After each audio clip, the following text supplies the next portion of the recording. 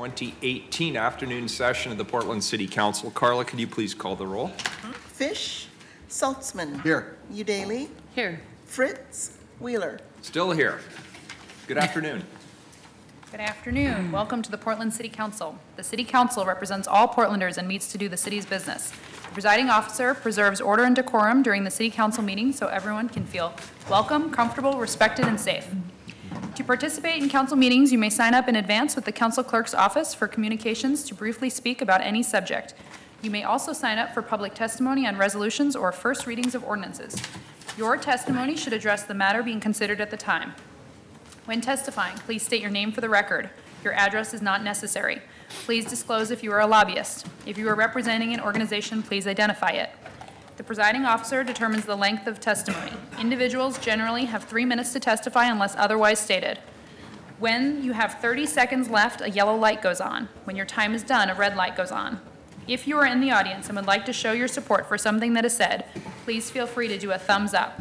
If you want to express that you do not support something, please feel free to do a thumbs down. Disruptive conduct such as shouting or interrupting testimony or council deliberations will not be allowed. If there are disruptions, a warning will be given that further disruption may result in the person being ejected for the remainder of the meeting. After being ejected, a person who fails to leave the meeting is subject to arrest for trespass. Thank you for your helping your fellow Portlanders feel welcome, comfortable, respected, and safe. Thank you very much. So we have one large issue this afternoon, and we will dispose of each of these individually after testimony, but Carla, could you please read them all together, 518, 519, and 520, please? 518, amend code pertaining to private for hire transportation in the city. 519, study transportation network company liability and personal injury protection insurance coverage and develop a proposal for a driver regulatory board. And 520, conduct a traffic congestion study of the city of Portland with an emphasis on understanding taxi and transportation network company service. So I would just like to thank Commissioner Saltzman for bringing this package of proposals forward. Over the past several years, as I'm sure everyone in this room is well aware, the transportation network companies in our area have changed the landscape for private for hire driving in the city of Portland.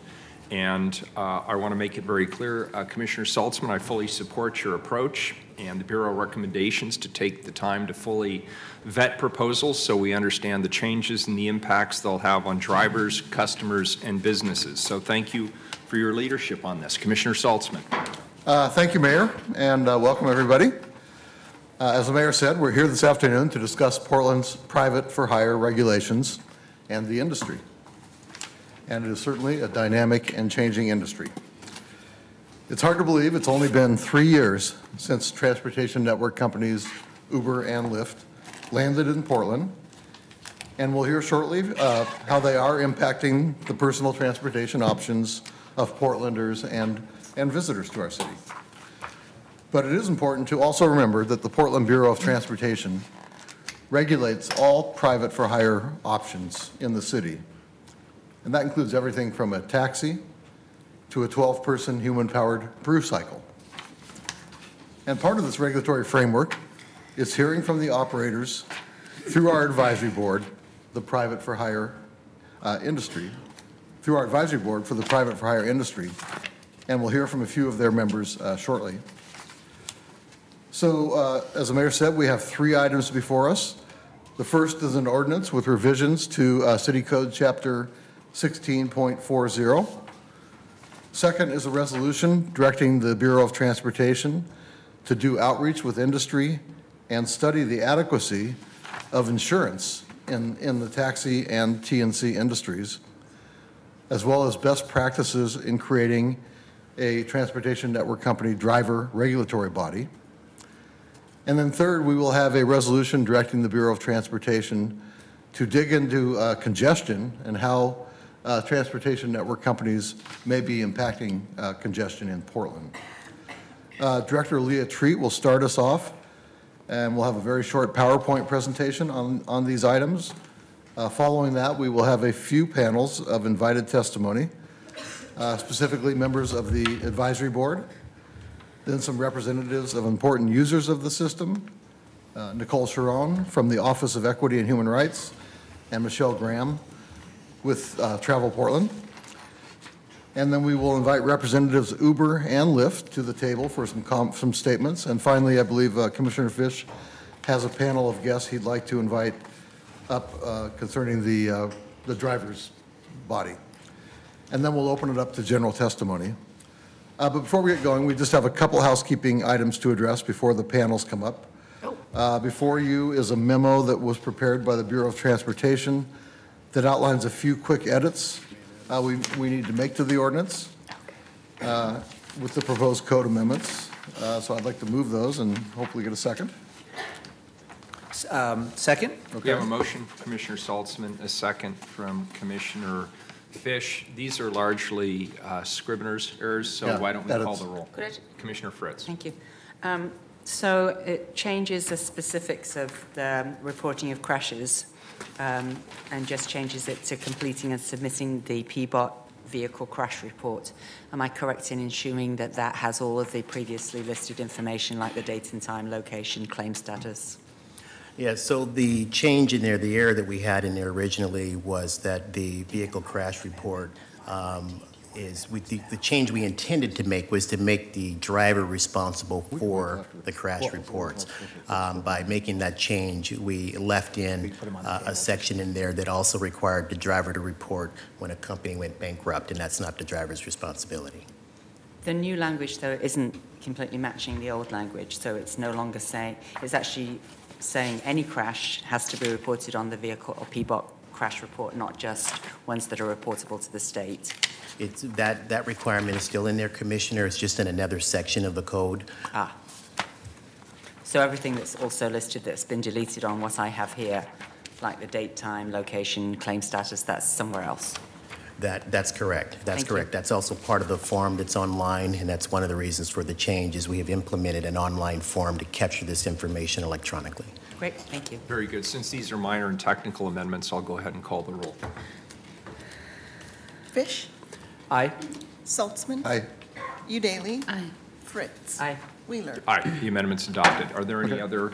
Yeah, I was just going to say, Commissioner Fritz, I believe, has an amendment to the resolution on insurance and drivers regulatory board. I'm so glad you mentioned that, I do.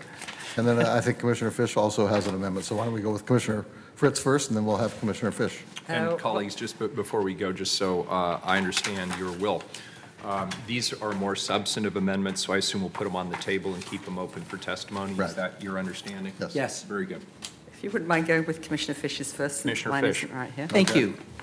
So, Mayor, I guess what we're looking for is a second, put it on, lay it on the table, and then act on it at some later time. So I have an amendment to the Council Resolution 519. I'll hand it out. And the amendment would change the "be it further resolved" as follows.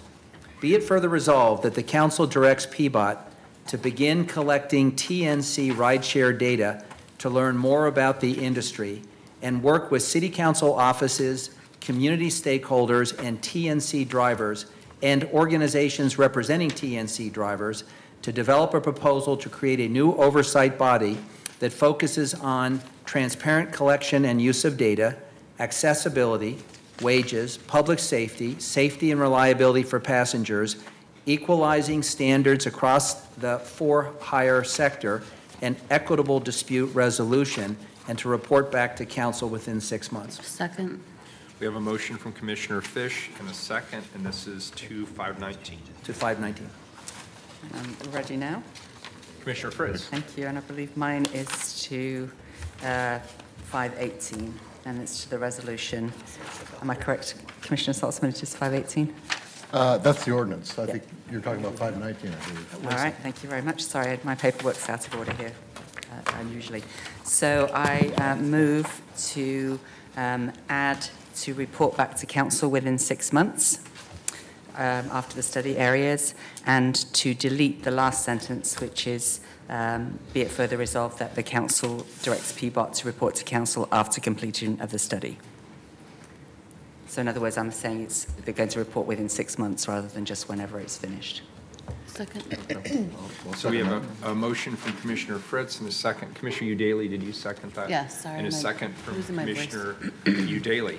Any other amendments to put on the table? Commissioner Saltzman. Okay, we'll turn it over to Director Leah Treat now. Great. Thank you, Commissioner Saltzman, Mayor Wheeler, and commissioners.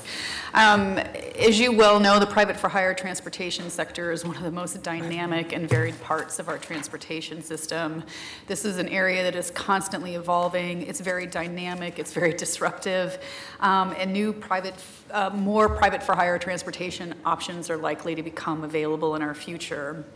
When we started this 3 years ago, the private for hire sector was providing about 2 million rides a year. That number has grown now to more than 10 million. That's a 500% increase. So not only does the sector provide millions of rides, but it also generates a significant number of jobs, and it's an important driver in our local economy. Excuse me.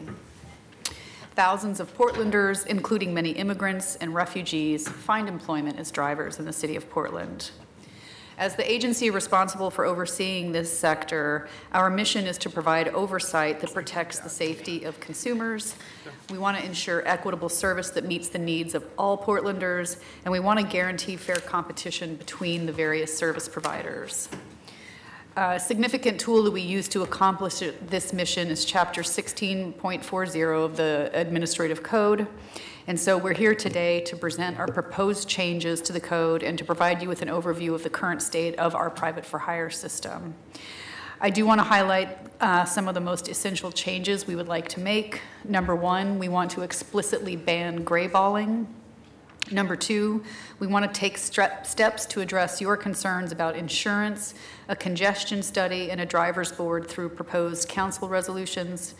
And three, we want to strengthen our regulatory authority with regards to background checks to provide further public protection.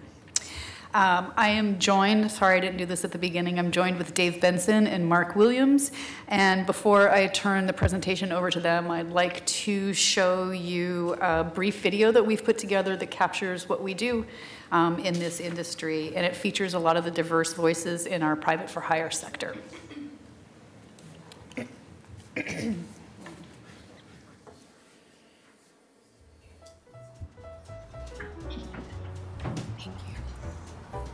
My name's Andrea Lenz, and I am the owner of the Brew Cycle. Robert Hamilton, I'm a career taxi cab driver in Portland, Oregon.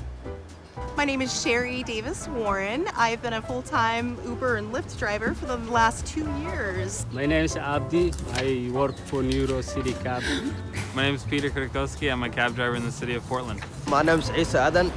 I'm from Somalia. I grew up in Kenya, and I live in Portland for 9 years. My name is Alan Wasey, and I've been driving for myself since October 2007.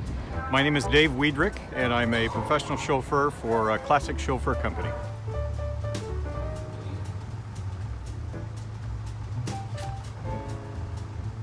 I came here for a visit, and I loved the nature. I loved the people, and I just called my roommate in Dallas, say, hey, whatever I have, give it to Salvation Army. I don't think I'm gonna come back. When I was laid off a couple of years ago, my mother-in-law, who was also an Uber driver, kind of got me on the bandwagon. I've been doing it ever since. Portland born and raised, went to Grant High School, Irvington Grade School, grew up by the Lloyd Center. I have friends lives here, so they say, hey, come to Oregon. If you get a chance of coming to America, you come Portland, Oregon. I'm like, Oregon, is that like America? I moved to Portland in 2011, June 3rd, and I had one of these bikes delivered on my doorstep June 24th. So moved here with the specific mentality that I was gonna start the big giant bike business. Back in the late 70s, I worked for the company, went off and got a corporate career, retired about 5.5 years ago, and can't get it out of my blood. So I'm back at it. Driving jobs overall get kind of a bad rap. I think it's important to realize that it is actually a very skilled position, and there's kind of an art and a finesse to being able to provide an exceptional experience. Your job is safely take them from point A to point B, wherever they want to go. It's a lot of tourists, especially in summertime, coming in and out. You got to show them how nice and how friendly we are, so make them come back.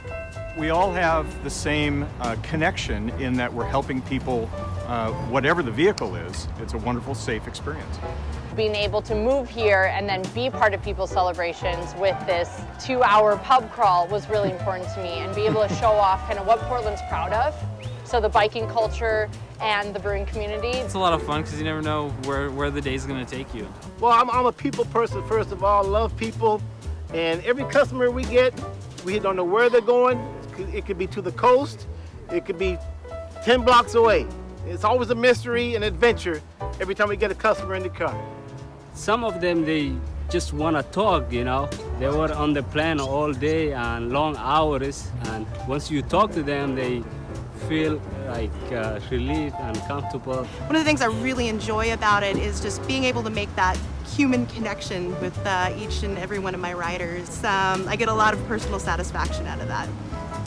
There's a lot of people that I met that are good people, you know. One day you're gonna be sick and you need help, you know, so it's kind of feel to give back first, then get it back later on. I'm taxi man. Staying with my taxi. Till I die. All right, that's about it.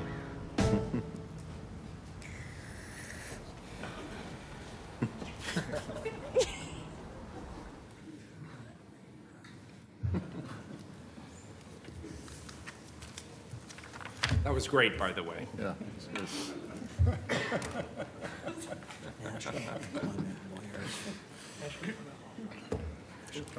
Okay. So, again, I'm Mark Williams, and thank you for having us here this afternoon. I'm the Regulatory Division Manager with the Portland Bureau of Transportation.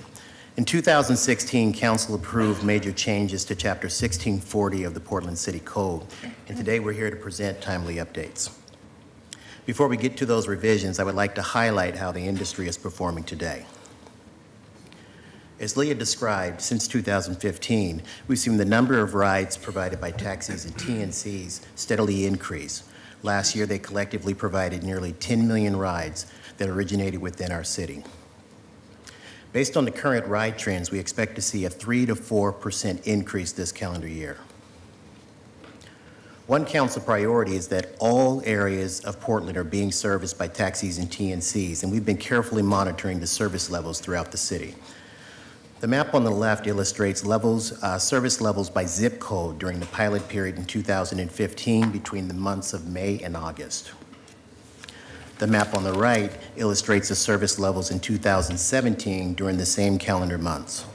As you can see, service levels have increased in the central city, but more excitingly, it has also increased in historically underserved areas by more than 270%. That's about a 2.3 million ride increase. It has also been a council priority that service is available 24 hours a day, every day. This bar chart illustrates average rides per hour throughout the city for the 2017 calendar year. This chart illustrates that all areas are receiving service during all hours of the day, and most of the rides occur between 6 p.m. and 12 a.m. While we need more data to evaluate whether there is a direct connection, the data implies that Portlanders are choosing to take taxis or TNCs in the evening, potentially reducing the number of impaired drivers. The Regulatory Division has been busy keeping our public riders safe and educating our drivers. In 2017, we conducted more than 3,200 in-field compliance checks on drivers. During a compliance check, we take a secret shopper type of approach by observing the driver's conduct. Then we identify ourselves to the driver and inspect the driver's paperwork and insurance and inspect the vehicle for any obvious immediate safety hazards. The field compliance audits don't stop there. When staff members return to the office, they also review the driver's driving history to make sure that they have not acquired any new traffic violations that may prevent them from driving private for hire. You may recall that the city auditor conducted an audit on the private for hire transportation program in October 2016. The report recommended that we conduct more compliance checks focused on the aspects of the industry that puts the public at greatest risk, like unpermitted drivers and companies, and we're working to adjust our practices. This invaluable work is primarily funded by the 50-cent ride surcharge. Our commitment to keeping the public riders safe doesn't stop there. The Regulatory Division has teamed up with the PBOT Active Transportation and Safety Team to achieve a Vision Zero goal, the Safe Ride Home program. We are working with our industry partners to offer discounted transportation options on targeted holidays and community events so that the riding public has a way to get home safely after a night of celebrating. PBOT kicked off the Safe Ride Home program last New Year's Eve and has offered service 3 times so far this year. To date, this program and our partners have offered about 3,500 discounted rides. We are working very closely with the Portland Police Bureau to identify future events, and we hope to make this an ongoing annual occurrence. The program and many of the discounts are being funded by the 50-cent ride surcharge. Uber and Lyft have also made additional contributions. We're also very excited to introduce PDX Wave, which will launch this summer. We have long heard from community members that on-demand wheelchair-accessible service improvements were needed in the city. City code requires service within 30 minutes, and we wanted to take it a step further. PDX Wave is a centralized dispatch service that will enable community members to call one number, 503-865-4WAVE, and request an on-demand wheelchair-accessible vehicle. For customer, PDX Wave offers an easy and reliable way to get on-demand service. For transportation providers, the program provides a financial incentive to drivers and a subsidy to help offset the higher cost of maintaining accessible vehicles. This program is entirely funded by the 50-cent ride surcharge, and we anticipate offering a free accessible ride day during an upcoming community event. Now I'd like to take a few moments to go over some of the significant code modifications you'll see in Exhibit A. Since its implementation, we have repeatedly heard concerns about from taxi representatives about the 50-cent customer-borne ride surcharge. The concerns range from the surcharge resulting into lower driver tips, the company's inability to collect surcharges from drivers that accept cash fares, and the companies feel that they are paying significantly more in surcharges than they ever paid under the traditional permit model. Commissioner Saltzman's office held a listening session and invited industry representatives to provide feedback. Some of the taxi representatives reiterated their concerns about the surcharge. For these reasons, a proposal was submitted to the advisory committee to reinstate permit fees to taxis instead of the 50-cent surcharge. The proposal was further discussed in a subcommittee who recommended approval. During the most recent committee meeting, the taxi driver committee member asked that we table the proposal without taking a vote, and the committee supported that request. With that said, we still believe that these changes are important, and we have included those in our code modifications today. I should also note that these changes represent a reduction of about $400,000 in fees collected by the city. Public safety is our top concern, and we have a responsibility to the public to verify that all drivers meet the city's qualifications outlined in code. We have spoken in length with our colleagues in King County and the Seattle area regarding their background viewing process. We're proposing that we change our process to mirror the King County model, further safeguarding the public. Currently, companies are allowed to run background checks on their drivers. Of those companies that choose to run background checks, we review a random sample. Our goal is to review 10% of the company-run background checks. The new process would require the city to review 100% of the background checks conducted by companies. When we have questions about a driver's background check, we have the option of running an additional background check. We would use this as the circumstance warrants, and this would be the exception. This was presented to the advisory committee, but they did not support adopting this change because they felt the current system was adequate for screening drivers and because they did not support the additional costs associated with this step. As we attempt to better understand how traffic congestion impacts our city, it's important to understand the private for hire impacts as part of the larger picture. Okay. By requiring GPS coordinates, we can study the system impacts down to the street level. As council is aware, in 2014, Uber deliberately blocked regulators from performing their duties under Chapter 1640. We're proposing new language that prohibits companies and drivers from blocking or altering the presentation of any information or denying access to their company app to any city employee authorized to enforce. We believe the current code prohibits this behavior already, but the new language makes it clear that this is unacceptable. In addition to these modifications, we've made a few other edits to clarify existing language or to correct some of the errors. And I'd like to go over a few of those right now. The ability to cancel permit or a certification issued in error. Because companies have the ability to self-certify their drivers, if they make a mistake, this gives the city the authority to actually cancel that permit rather than going through a suspension process. Requiring drivers to display their permit in the vehicle. This was accidentally removed from the previous code. It is the current practice, and we're reinstating that language.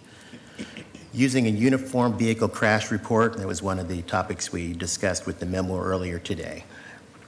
That's going to help us collect that information in a digital format online that allows us to run analytics rather than the old-fashioned way. We would take a paper copy that was sent to us, have to scan it, and if we wanted to run any analytics on that information, we'd have to re-enter that information into a database. So this allows us to do that seamlessly.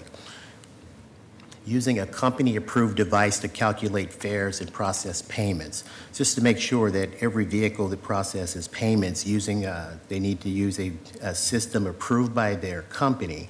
And if they're doing fare calculation as in a taxi or a TNC, they have to use a system that is approved by their company. We want to make sure that these systems are PCI compliant. Clarifying the length of a company permit, just to make sure that everybody understands that a permit can be issued up to 1 year. And a federal and state out-of-service order.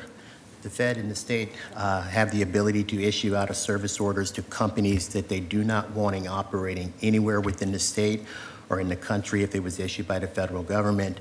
We wanted to just mimic that existing language that the state has and the federal has at their level. And finally, clarifying which documents must be present in the field when our folks are going out there doing their field audits. There's been some confusion on what documents do I need to have with me. We just want to make sure that was very clear in code. Now I'd like to talk about some of the more exciting future developments. PDX Wave is just the beginning. Next, we want to integrate this amazing service in a mobile application.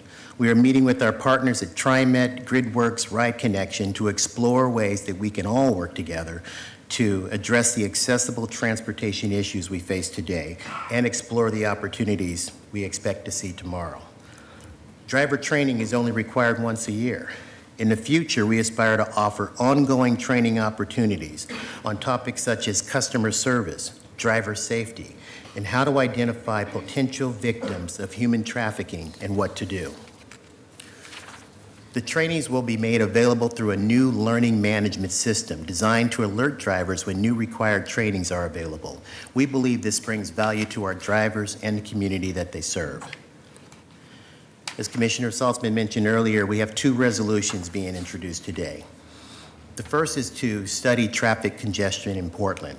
The transportation system is an essential to the well-being and prosperity of the city. PBOT needs to further study changes in the traffic congestion and whether the city transportation goals are being met. While this study will focus on overall impacts, it will place an emphasis on a better understanding to the relative impacts to taxis and TNC service. The second resolution is to study liability insurance, accidental death and dismemberment coverage, and personal injury protection. The resolution also directs PBOT to study best practices and develop a proposal for a driver regulatory board. And that concludes our presentation and our suggested modifications to the code. We have some guest speakers I know that are coming up, but I will be in the audience to answer any questions you may have. Commissioner Fritz. Regarding the 50-cent surcharge, my recollection was that that was intended to pay for accessible rides. So I'm wondering what's the balance in that fund and why it's being used for things like able-bodied or people who don't need an accessible ride getting a ride home on New Year's Eve. So I don't have the exact balance of the fund right now, but we do intend to use the 50-cent surcharge to fund the accessible service program. We don't know exactly how much that's going to cost us. We estimate about $600,000 the first year. The Safe Ride Home program, is that what you're referencing, Commissioner? The cost? Using it for anything other than accessible rides. I'm sorry. If I could, I'll have Ken correct me if I'm wrong, but I'm pretty sure that when we passed the ordinance, it was dedicated to the private for hire program itself. There wasn't a restriction only for. I was the one that offered the amendment. It was Right. designed to make sure we had adequate funds to enforce the new regulations on everybody. Okay. Yeah. Misremembered. Okay, thank you. Commissioner Fish, Commissioner Daly. Yeah, I have a couple questions for staff and then a couple questions that I want to ask of staff and taxi representatives. Can you tell me how cab companies and cab drivers were involved in the process of developing this policy? Which particular? Or, I'm sorry, Okay. these items Okay. before us? All the items that you see before you today were part of the advisory committee discussion. We introduced the items to the advisory committee, and on a follow-up meeting, the advisory committee will listen to public comment. Drivers can stand up and obviously make comment, and then the advisory committee would then vote whether to make that recommendation to push that item forward. And we did have cab drivers on the committee. We do, yes. We have a cab driver that's on the committee and a taxi company owner or management representative on the committee as well. Okay. We're hearing from cab companies that they felt somewhat excluded from the process, and I realize that these items are focusing on TNCs, but TNCs obviously impact the cab industry. So the main way for them to have their voices heard at this point is to give public testimony?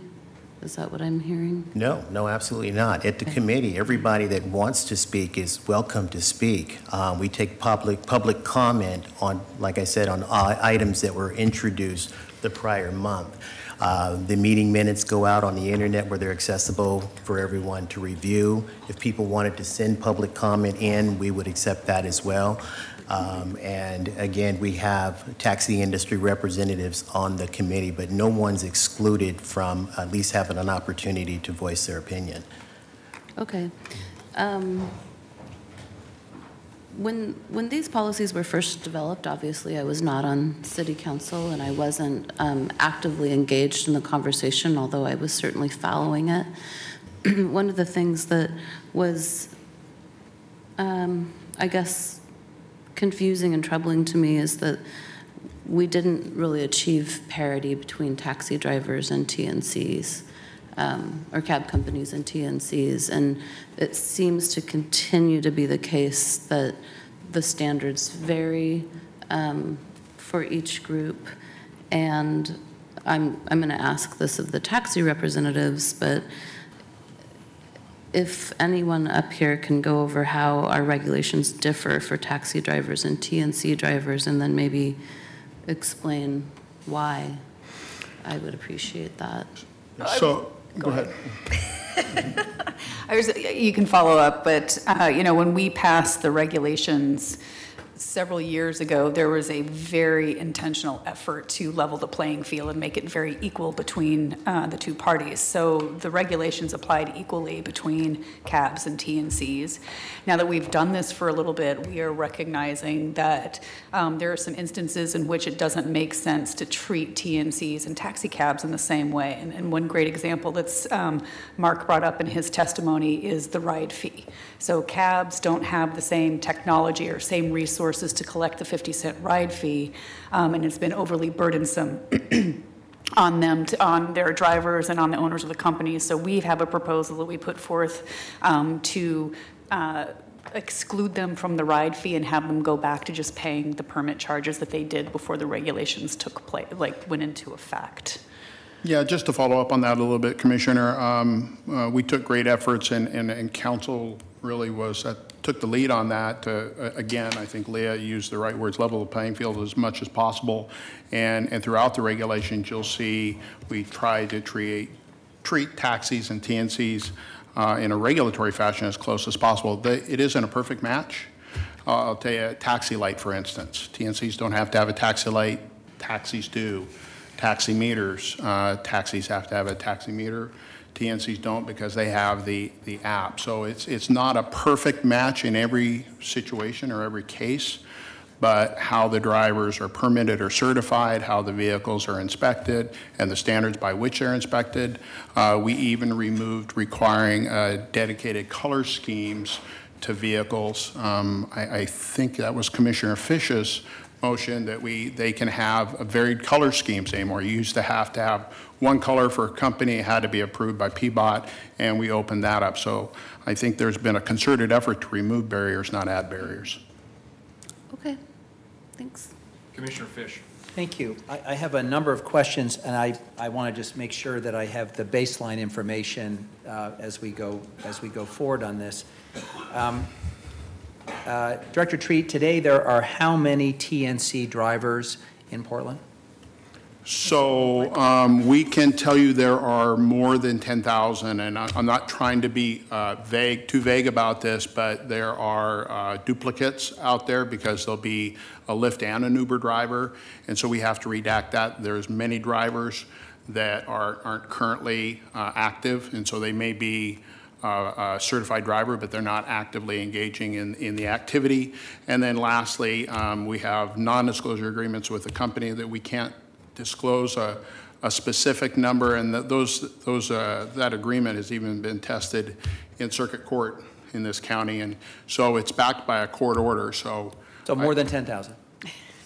More than 10,000. Okay. I'm pleased to hear that you've tightened the code to make future gray ball type violations unambiguously a violation of the code. What's your proposed penalty for such violations? I believe the maximum penalty would be the sanction for that violation with possibility of being revoked. Have the regulatory agreement revoked? Correct. Okay. Is it subject to the same, like, the 3-tier, like, strike one, it's 500, strike two, it's No, one? well, we did, but we started it at the maximum level, and for that particular line item, you're subject to suspension and revocation. Okay. Now, I think I should know this, but I'm going to ask it anyway. With respect to the background checks you're going to do, are you planning to go back in time, or is this prospective? Just going forward. Going forward. And do you have the resources to meet the demand? We are preparing for that if council chooses to approve that modification, yes. And would you pay for that? What would be the source of funds to pay for that additional capacity? So those additional positions would be funded by the surcharge and the permit fees that we currently collect. Okay. On the reference you made earlier to permits being displayed on the window, I've observed from time to time permits displayed on tinted windows, which make them effectively illegible. Does the code address that? Not illegible, unreadable. Well, just to be clear, this modification is about the driver displaying their picture photograph permit inside the vehicle. I guess I'm talking about the amendment that Dan brought a few years ago to require that the permit number be visible on the car. Do we address the question of whether the tinted glass prevents you from actually seeing it? I mean, very directly, no. I mean, the code doesn't talk about, you're talking about TNC permits in the front and the rear of the vehicle. And if they have deeply tinted windows, you may not see it. You're indeed correct. Can we just park that somewhere as something to come back to? I think it's a reasonable issue for us to to address. Do we have good data on the average number of passengers per trip? Do we track that, or just track trips? We just track trips. With respect to the larger enterprise here about congestion and climate action and other things, will we at some point have the capacity to track the number of passengers? The companies are certainly doing it themselves, so the capacity just would exist in requiring it as part of the data sharing agreement. Because if, like, say, if you and I get in a Lyft together, you pay an additional charge for every additional rider, so that's into the app. Our best chance at that is both Uber and Lyft, Lyft Line and Uber Pool, the ride, double ride sharing, people, they pick up people along the line. It's like a carpool. Those are our best opportunities to start gathering that kind of data because we know there's going to be multiple customers in the car. But you hit on something that we have talked a lot about being able to collect data on how many passengers in the car, and we're very interested in collecting that information. And perhaps it'll lead to some consideration of ways of creating incentives for people to double up. That's exactly why we've been talking about it. If we really truly want to get people sharing cars and rides and stuff, that's something that we're very interested in. Thank you.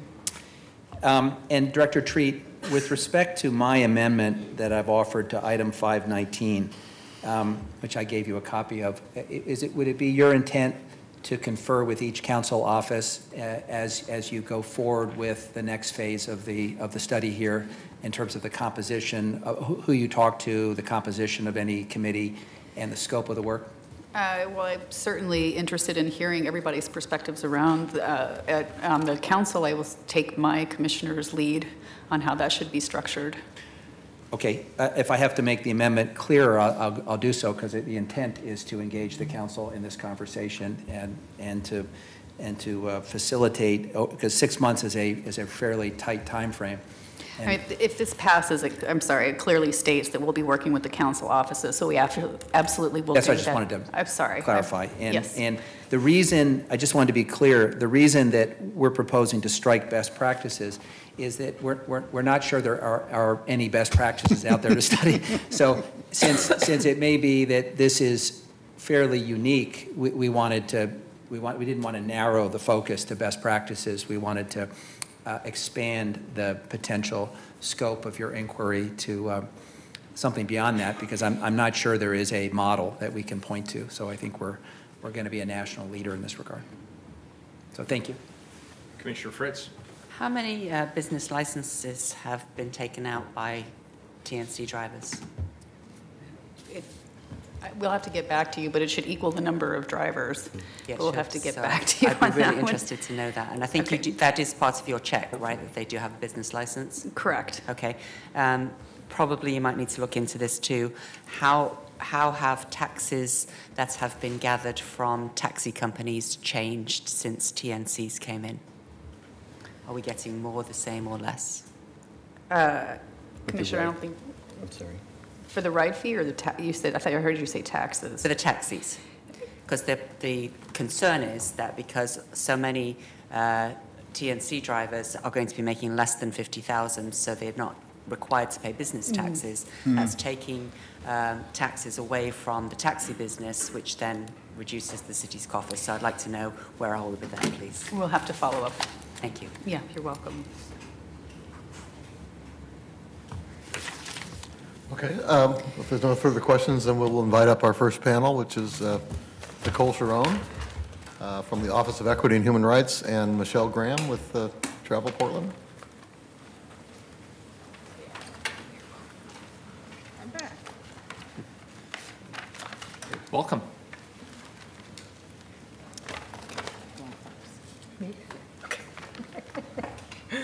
Good afternoon.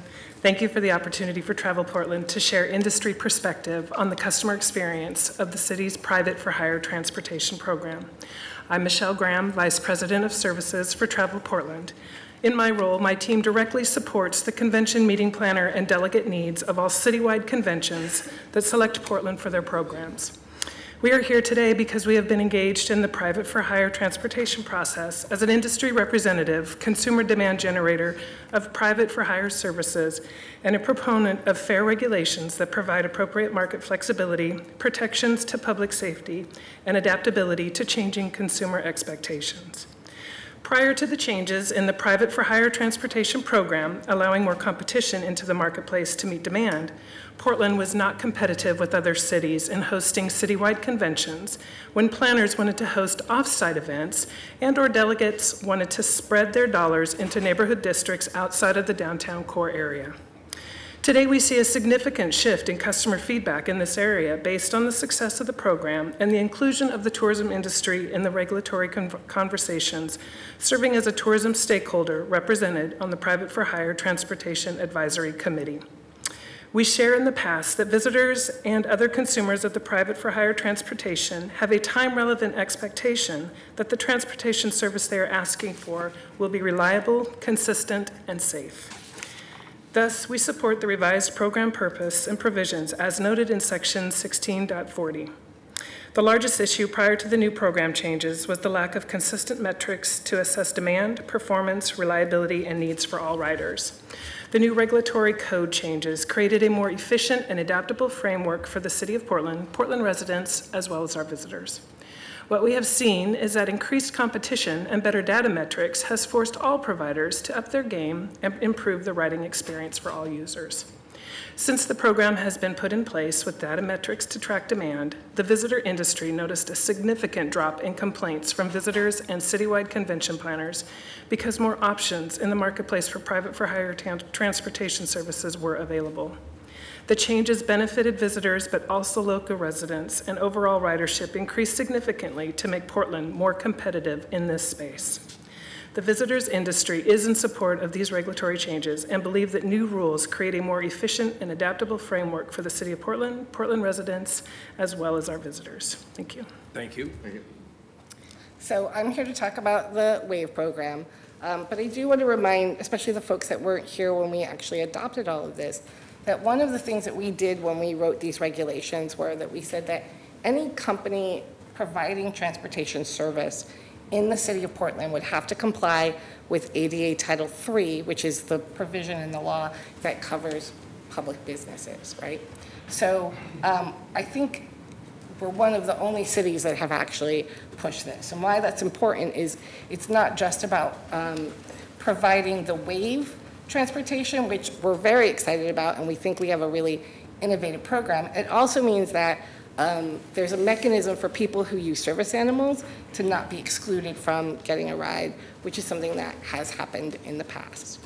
The WAVE program is a pretty unique program that we created because we knew from before this existed, or before the TNCs arrived, that people who needed wheelchair service were waiting sometimes 45 minutes to an hour to get a ride. And there's lots of reasons for that. Part of it is a lot of the medical transport companies or Medicaid rides didn't have enough vehicles, and so they would contract with taxis. And then there just wasn't a vehicle for someone who, I don't know, worked for the City of Portland and needed to get to a work meeting. So we noticed that stuff like that was happening. So when the TNCs arrived, it became an opportunity for us to create regulations that would really create some parity for people with disabilities, but specifically for people who use wheelchairs. And so the idea of using a portion of the surcharge to fund this WAVE program was created. And the big piece of that program is that we didn't want the regulation to be punitive. We wanted it to be incentivized. And so we basically said, we realize that providing wheelchair accessible transportation costs a lot more money than providing transportation for an able-bodied person. So we're going to actually give you $15 back for every ride you do to offset the cost of the fact that your vehicle's more expensive, the fact that gas is more expensive, the fact that you can't give as many rides because when you load up a wheelchair, it takes more time. And so it's really exciting. We're still at the infancy of it. We're not sure what those numbers are going to be. I have heard anecdotally from people in the community that they're really happy with the level of service they're getting, that for the most part, people are getting rides within 20 minutes. And yes, our standard is 30, but we do think we can do better than that. The dispatch system, which we'll be launching in the summer, will really kind of streamline everything because it will be a central point of contact that anyone can call to set up the ride. They will have the ability to say what type of vehicle they want, because right now, all we mandate is that every company has to provide the service. We don't tell them how they have to do it, aside from safety regulations. So you have some people using like a short bus we call them, or a minivan. And so we do think that people should have the ability to say what kind of vehicle they want to ride in, what company they want to use. Maybe they're very loyal to Rose City. So they can call the dispatch system and say, I want Rose City, that's who I want to bring. Or they can say, hey, who's the closest vehicle to me? I need to be on the road in 20 minutes. So we really think we're doing something innovative, and we think we're doing something that will be really effective. Thank you. Sounds great. Thank you both. And our next panel is representatives of Uber and Lyft, I believe.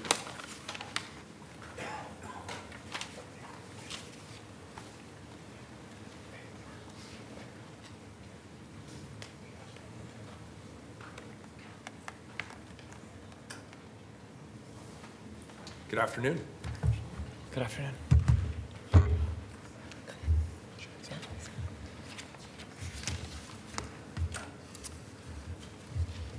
So, thank you, Mayor Wheeler and Commissioners, for the opportunity to speak to you today. My name is Alejandro Ochoa, Uber's General Manager here in the Pacific Northwest. I started in this position in December as a part of the new leadership team under our new CEO, Dara. I was born and raised in Mexico City and came to the Pacific Northwest after helping launch Uber in many cities across Mexico. I took on this new role for the same reasons I enthusiastically helped Uber launch in my home country.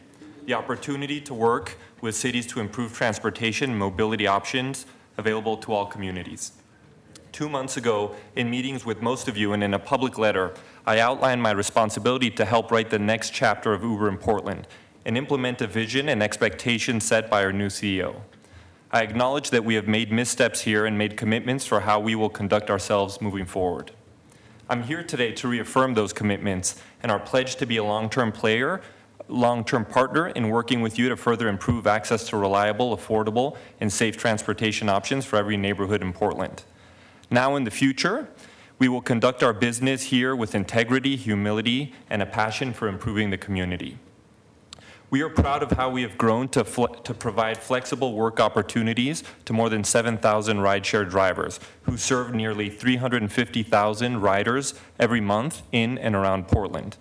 And we are extremely proud to have helped improve transportation access and equity.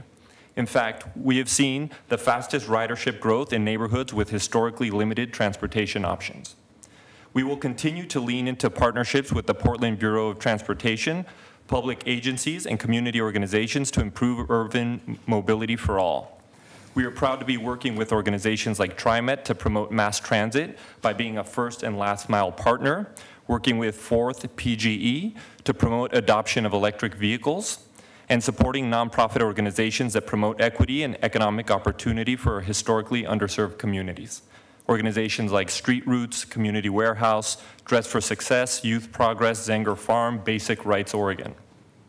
And we are working hard to be better listeners to all stakeholders, including riders, drivers, community partners, and you, to understand how we can improve and do a better job. In this spirit, I will end by saying that we look forward to closely working with the Portland Bureau of Transportation, Mayor Wheeler, and every one of your offices to make the proposals you have before you today a success for riders, drivers, and the whole city. While we know that much of the specifics will be developed in the future, we are aligned with your priorities of listening to the concerns of drivers and promoting public, driver, and rider safety. Thank you so much. I'm happy to answer questions. I wanted to invite my colleague, John Isaacs, Uber's Public Affairs Manager, to join me in help answering questions. Thank you. Thank you. Go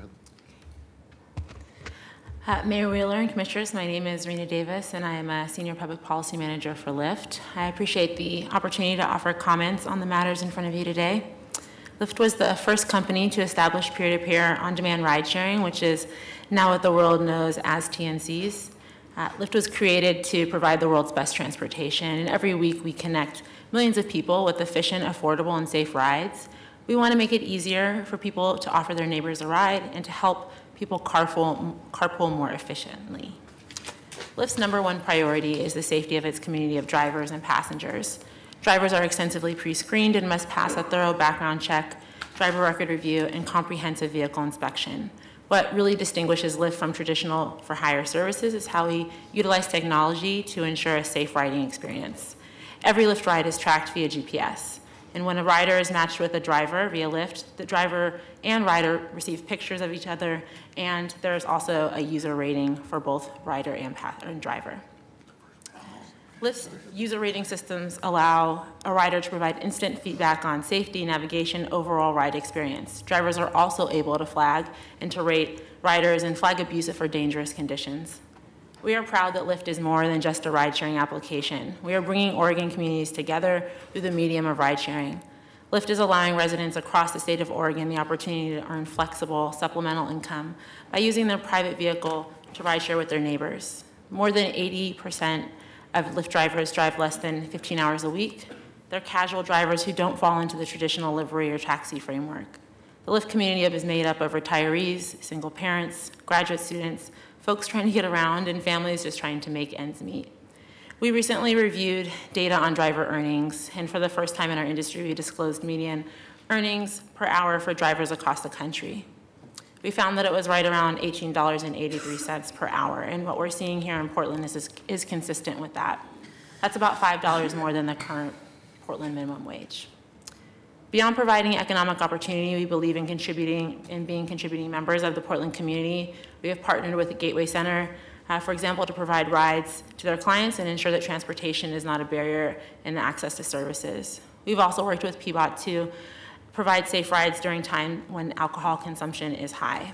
A recent study showed that when ride-sharing enters the market, it reduced the fatal accident rate by 6%, the fatal nighttime crashes declined by 18%, and reduced DUIs on average by 51.3% per year. Eliminating driving under the influence is a priority that Lyft shares with the state of Oregon and the city of Portland. We are committed to Portland and have also put down roots here. We recently launched a Portland hub where we have a full-time staff that works with the local community and serves drivers who need support on a face-to-face basis. We enjoy serving Portland and look forward to continued partnership as you imagine the future of this city. Lyft is committed to a sustainable approach to transportation, and we envision a future where personal vehicle ownership is eliminated or dramatically reduced in our urban cores. What will Portland look like in 5, 10, 15 years, and how many parking garages can be converted into open space and reclaimed for public use? How can we design infrastructure around people and not cars? We look forward to being part of those conversations. With regard to some of the matters that are before you today, over the last several months, our public policy, compliance, and legal teams have worked extensively with PBOT to answer questions and think through how regulations can be both effective and efficient. We are currently discussing how to work together so that background checks, audits, and compliance measures help PBOT staff and director to seamlessly regulate the TNC industry. We appreciate their openness and look forward to continuing our work together. We'd like to briefly bring up a few of the measures before you today with regard to user data, paper record keeping, and the congestion study. As outlined, the current requirements require the exact pinpoint location of pickup and drop-offs, and that is of concern to us. We believe passenger data should be more anonymized, and the need for exact location does not permit that flexibility. Based on our experience working across North America, we believe that there are other ways to ensure that the city receives the information that it needs for city planning and logistical purposes without disclosing such detailed information on user data. We're committed to continuing work and figuring out how that can be done. TNC drivers are currently required to carry paper copies of their various registration documents, and we 100% agree that drivers should be able to produce the required documentation to regulators. And to aid this process and provide an extra layer of security, we believe that TNC should be allowed to upload the documents directly into the TNC app. And this allows drivers to simply open up their app and have regulators scroll through and assess the documents and ensure that they're in compliance. We believe that Oregon currently actually permits drivers to have digitized copies of their insurance card, and we don't believe that TNC drivers should lose that privilege simply because they're choosing to earn extra income on our platforms. Lastly, we applaud the city's forward thinking around congestion and city planning. Lyft is committed to working with Portland to reduce the number of personal vehicles on the road and think creatively about regional transportation planning in a multimodal future. We actively pursue partnerships to solve for first and last mile commuting. We believe that congestion studies are part of the process and urge that any studies be approached holistically and include all vehicles on the road for personal, TNC, and commercial use. We believe that this will provide the clearest picture into current traffic conditions and how to best solve for future transportation challenges. I'd also just like to make one clarifying point with respect to previous testimony on per ride fees. The only rides where we collect per ride fees from multiple users are on our shared rides. For Lyft Classic, for the Premier, for the Lyft Plus, for the larger vehicles, there's just one per ride fee collected per trip. Thank you again for the opportunity to provide testimony, and I'm happy to answer any questions. Thank you, Commissioner Fritz. Thank you. That was a lot of information for both of you. You mentioned insurance for the drivers. What's being done so that drivers are not at risk of losing their personal policy when they're driving for your companies?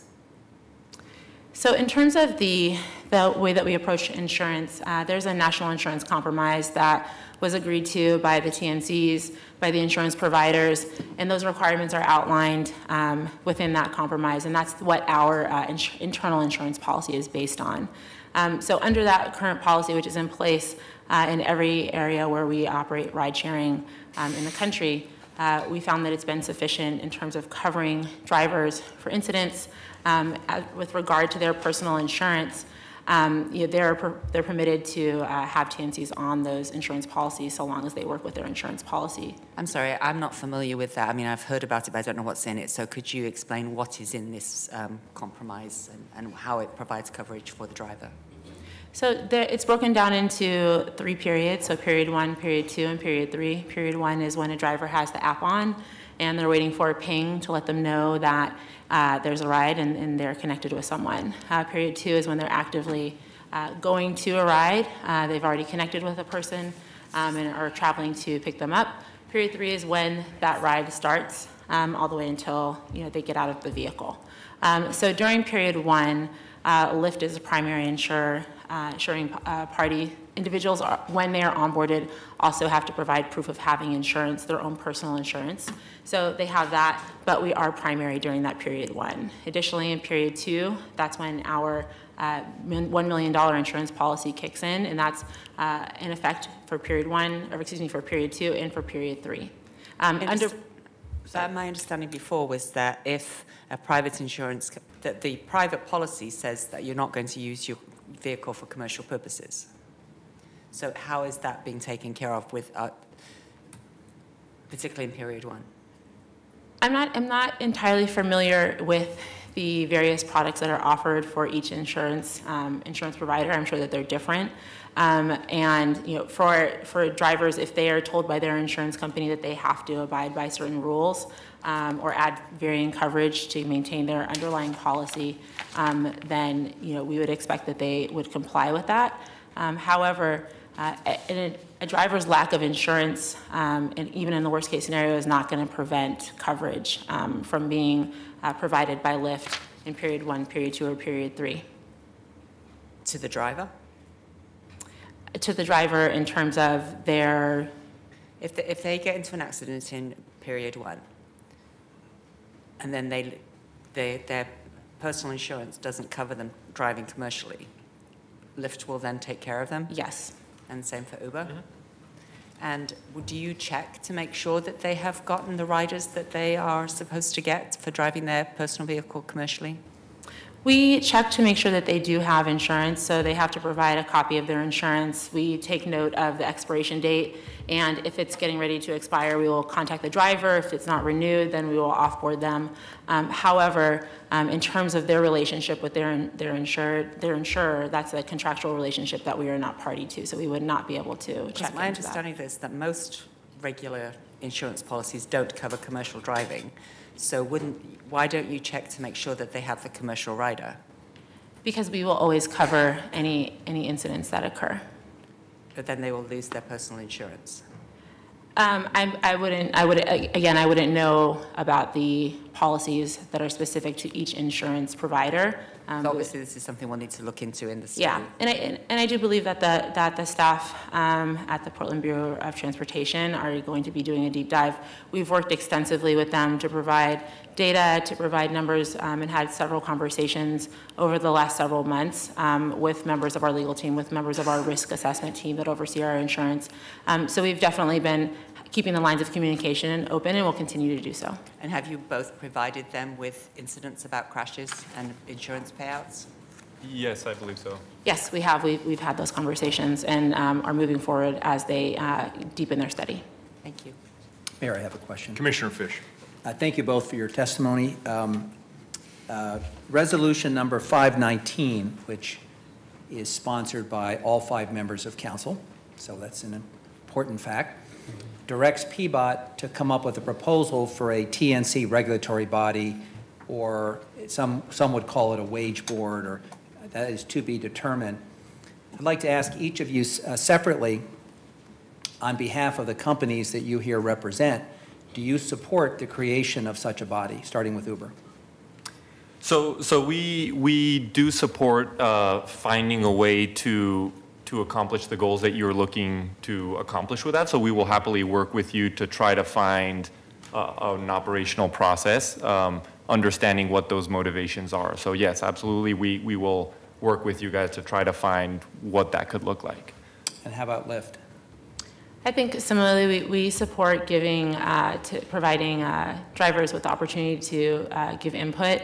I think that with the current structure, where there is a committee where multiple forms of transportation providers are represented, perhaps that could be utilized and expanded. Perhaps there could be another kind of party that's added on top of that, or another function or body that would also work towards those goals.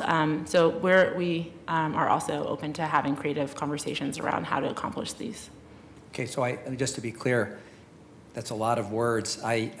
Some questions do lend themselves to yes or no. I have not heard either of you say that you oppose the creation of this new body. Is that fair to say? Uber first. Yeah, we do not oppose the creation of a structure that, I think the question is what that could look like, and we want to collaborate with you to try to find what's going to be most effective for all players. Okay, very good. And Lyft. I think we'd prefer to see the existing structure expanded, but are open to having conversations around the direction that council would like to go. Okay, thank you. Okay, thank you both. Thank you. I forgot a panel, so I want to apologize to our Private for Hire Advisory Board members, but they're next. So thank you very much. Thank you. Thank you.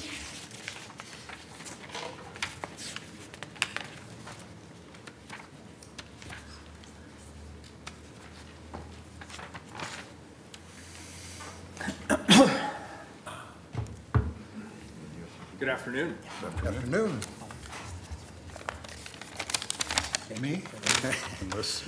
My name is Mike Greenfield, and I'm the chair of the advisory board, and my position is the writing public. I have some remarks prepared for you, and then we have some other folks here. The arrival in Portland of Uber and Lyft changed the landscape for taxi companies and platform companies, drivers, specialized transportation companies, passengers, restaurants, hotels, and other companies that rely on these services. The advisory committee, with designated membership for owners, drivers, riders, has worked closely with Mark Williams and his staff. Mark and his folks have done a professional and effective job for Portland.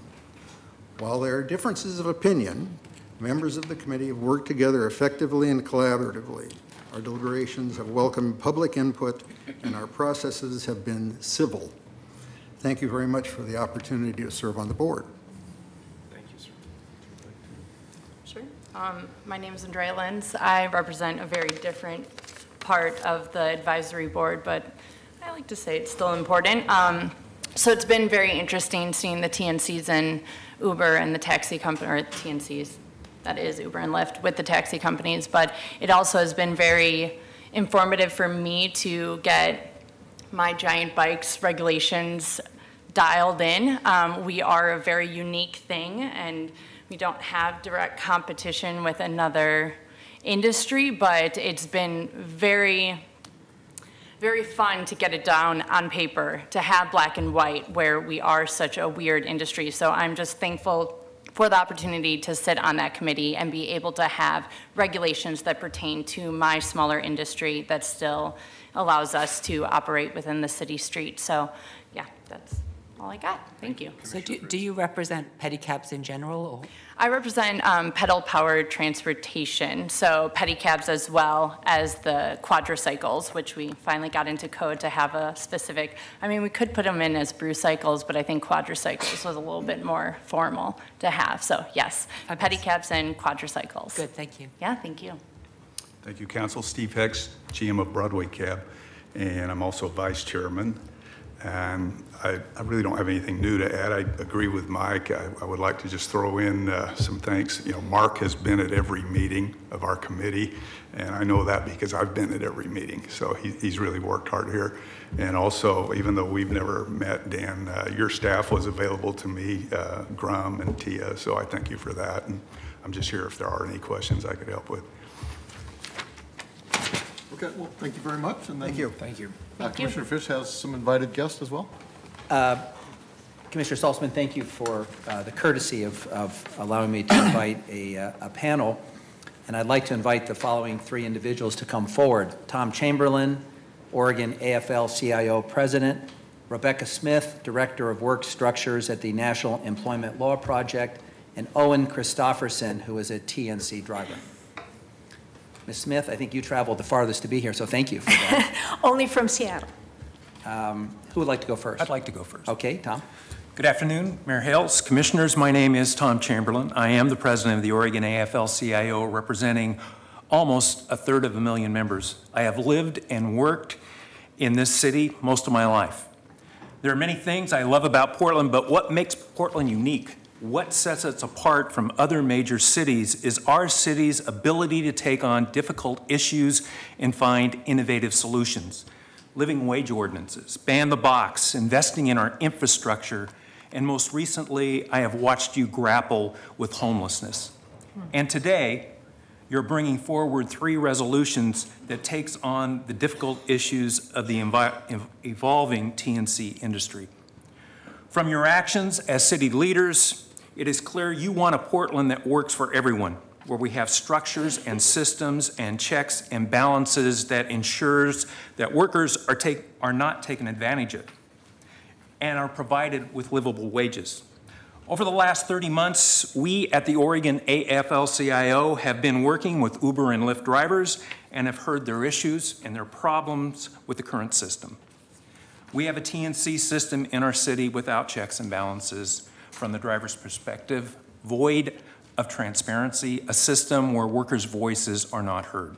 The drivers of Transportation Fairness Portland are here today in support of 519 as amended, which will help us develop and implement a TNC board where drivers could not only address their grievances, but create a TNC system that is reflective of Portland's core value of livability. By taking this issue head on, Portland once again will be in the forefront of developing systems that have a national implication. Today, I am joined by Rebecca Smith, Director of Work Structures Portfolio at the National Employment Law Project, who has done extensive research on the impact of TNCs on our communities. The National Employment Law Project, as you may remember, was instrumental in developing Portland's Ban the Box ordinance, giving ex-offenders a better shot at a good job. Again, Portland led the way for the rest of the country.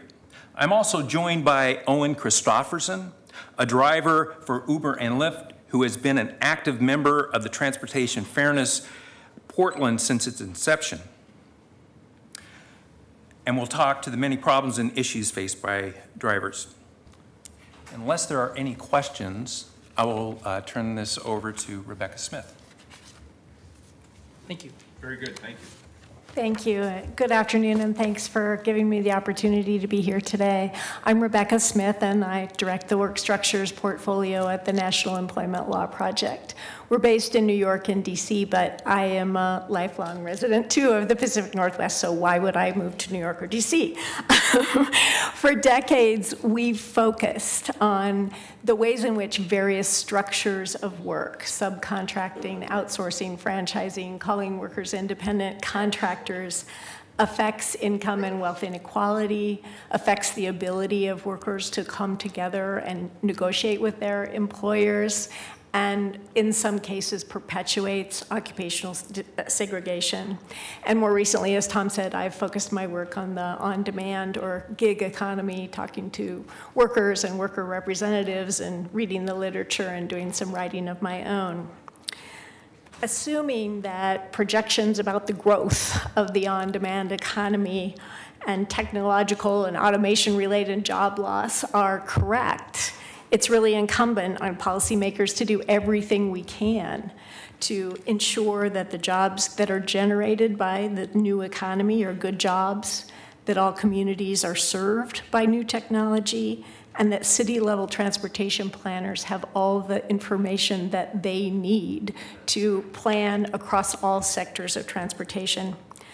Portland and most major cities across the US have now had a few years of experience with the transportation network companies and grappling with those implications for workers and consumers and planners. And here are some of the things that we know now that we didn't know years ago. More and more, studies are showing that workers are just not making enough money to get by. The most recent study by Lawrence Michel of the Economic Policy Institute came out last week and found that Uber drivers earn about $9 per hour. And you'll hear larger numbers about what drivers earn, but once you discount for their driving-related expenses, once you discount for the fact that they're paying both the employer and the employee side of Social Security, plus their income taxes, plus some of the other expenses we've talked about today, that's how you get at that number. There's an emerging body of work that questions whether racial discrimination is hardwired into the star rating system, but we don't have the data to show us whether that's true or hopefully not true. There's an emerging body of work that shows that TNCs contribute to congestion as passengers migrate from public transportation to private transportation. And while TNCs provide some flexibility to drivers, they also use a variety of behavioral nudges to get drivers to drive when and where they want, and that amounts to a de facto scheduling system. The companies have at the same time vigorously resisted, on the one hand, treating their workers as employees and paying their taxes and covering them under labor standards, and on the other hand, negotiating with their drivers over terms and conditions of employment. TNC drivers, as I'm sure you know, have complained in a variety of forums, have staged strikes, a brief boycott campaign, talking about their campaign, unilateral changes in pay, unlawful deductions, unfair deactivations, and on and on. So while cities like Seattle and New York are also exploring options, I think Portland now has an opportunity to really dig deeper into the impact of TNCs on drivers and on communities.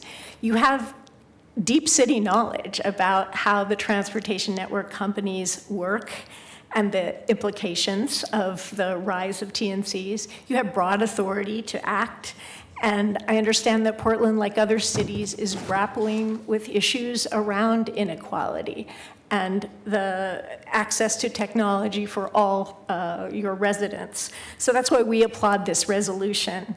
In particular, its focus on developing a new oversight committee that includes drivers' voices, that focuses on things like wage disputes and transparent accountability and equitable dispute resolution.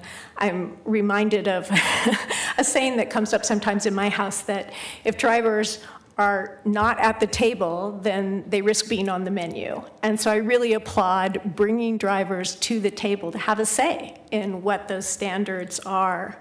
And finally, TNCs generate and use a broad variety of data, and I applaud your efforts to gather some of that data. In particular, I noticed the zip code level data that showed access throughout Portland, and I understand that it's much more important to have much smaller areas to look at, and that's why the pickup and drop-off data, because as we all know, zip codes are big. Zip code level data covers a lot of different neighborhoods usually. So Portland can be a model for the country in how to create good jobs, equitable transit systems, and in a way that brings together all of the stakeholders, and I urge you to adopt the resolution. Thank you very much. Mr. Christopher, welcome. Good afternoon. Thank you, Mayor and Commissioners. I'm a Portland State student, and I love this city. I started driving for both TNCs in the fall of 2015, and it was a great way to balance work and school. I often have people telling me they wish they'd had this opportunity back when they were in school. I've driven tens of thousands of miles for them, given thousands of rides, worked snowstorms and holidays. And I'm before you here today to say that although those of us who drive for TNCs enjoy some of the foremost technological innovations, TNCs have skirted labor protections, many of which have been fought for over decades. And today we have the opportunity to give TNC workers a much needed voice with this board. I also come before you all today to speak for the many drivers I've talked to who feel that they will face retaliation from the companies for speaking up, as this has happened in Seattle multiple times. We need a voice because we face a perilous work environment. Our earnings are erratic and often fall below minimum wage after driver expenses, and between high insurance deductibles, driver safety, and many other issues, the liability and risks that we assume as drivers is significant. These risks can push us into poverty or homelessness in the event of a catastrophic event such as an accident. And a quick word on insurance. Lyft's insurance deductible is $2,500. This is an outrageous figure for low-wage workers, and I personally have known drivers in this insurance system who have had to wait up to 9 months and file multiple claims with the Insurance Commission of Oregon just to get their vehicles fixed, just so that they can start earning money again. A few months after I started driving, Uber and Lyft cut rates with no warning. We have no guarantee of protections from future rate cuts, so at a moment's notice, we could be earning even less. We need a voice because we have no recourse in the event of an unfair deactivation or other grievance we might have with the company. The TNCs have unilateral authority to determine our ability to work, and us as drivers have no ability to hold them accountable for their actions. We need a voice because as drivers, we are exempt from federal labor laws, including minimum wage, workers' compensation, unemployment insurance, and the right to collectively bargain. Because of the extensive driver issues, we need a way to hold these companies accountable, to protect our earnings, our safety, our liability, and to make sure TNCs work for everyone in Portland. This board will give us that voice. It will allow us as drivers and other members of the community to truly have a seat at the table when it comes to determining what TNC policy will be best for all Portlanders. I strongly encourage you all to support the creation of this board. Thank you. Thank you, Commissioner Fritz. I have a question. The deductible is $2,500 even when there's a passenger in the car? Yes. Thank you. That's interesting information. Ms. Smith, your testimony was actually was very compelling to me. Do you have that electronically? Or could I ask you to send it? I did type it up, so I'm happy to send it to you, yes. Send it electronically, that'd be great, and I'll make sure my Happy to do colleagues that. get it. So thank you very much. Okay, thank you all. Thank That you. completes the invited testimony. Very good. So thank you, everybody, for your patience. Now is public testimony. Carla, how many people do we have signed up? 21. 21. Good. So 3 minutes per person. Name for the record. When you see the yellow light come on, that means you have 30 seconds left. When the red light comes on, that means your time is up. Please stop. Do not make me the microphone cop. I don't like doing that, so please, when the red light comes on, that is your cue to finish your testimony so that everybody else has their fair shot at it. Commissioner Fritz. May I just to clarify, I do have a written version of my amendment, which is to Resolution 519, which I've passed out, is what I just said at the beginning, but I now have it written out. Very good. Thank you, Commissioner, for that. As is tradition here, if there are elected officials, people with small children, people with special needs, please find your way up to the council clerk and she'll get you into the lineup sooner rather than later. Okay. First three, please. Are Darren Campbell, Steve Entler, and Noah Ernst, and they'll be followed by Katie Cost, Eileen Brown, and Alan or Adam Hernandez. Very good. Welcome, gentlemen. Thank you. Thank you, Mr. Mayor. Commissioners, my name is Darren Campbell. I'm the state and local lobbyist for Radio Cab Company. Over the last couple of months, we've met with either you or a staff member in your office to show what battles the taxi industry and drivers are facing. Where we have a long list of requested code changes, I would like to focus on just a couple and submit them into the record. Public safety should be the #1 priority. That means having the best possible policies in place. Having a background check system that works and is effective is imperative. In 2017, I wrote legislation for the Oregon State Legislature, and during that process, I had the ability to learn a lot about background checks. The idea of allowing a company to self-check and then putting drivers into service for 30 days until the city verifies it is not only dangerous, but has been tried by Portland before, and it was decided then that it allowed too much opportunity for the wrong person to get through. We have already seen the Uber background check fail miserably, so we all know allowing the wrong person to be out serving the public in an environment where people are their most vulnerable is a mistake.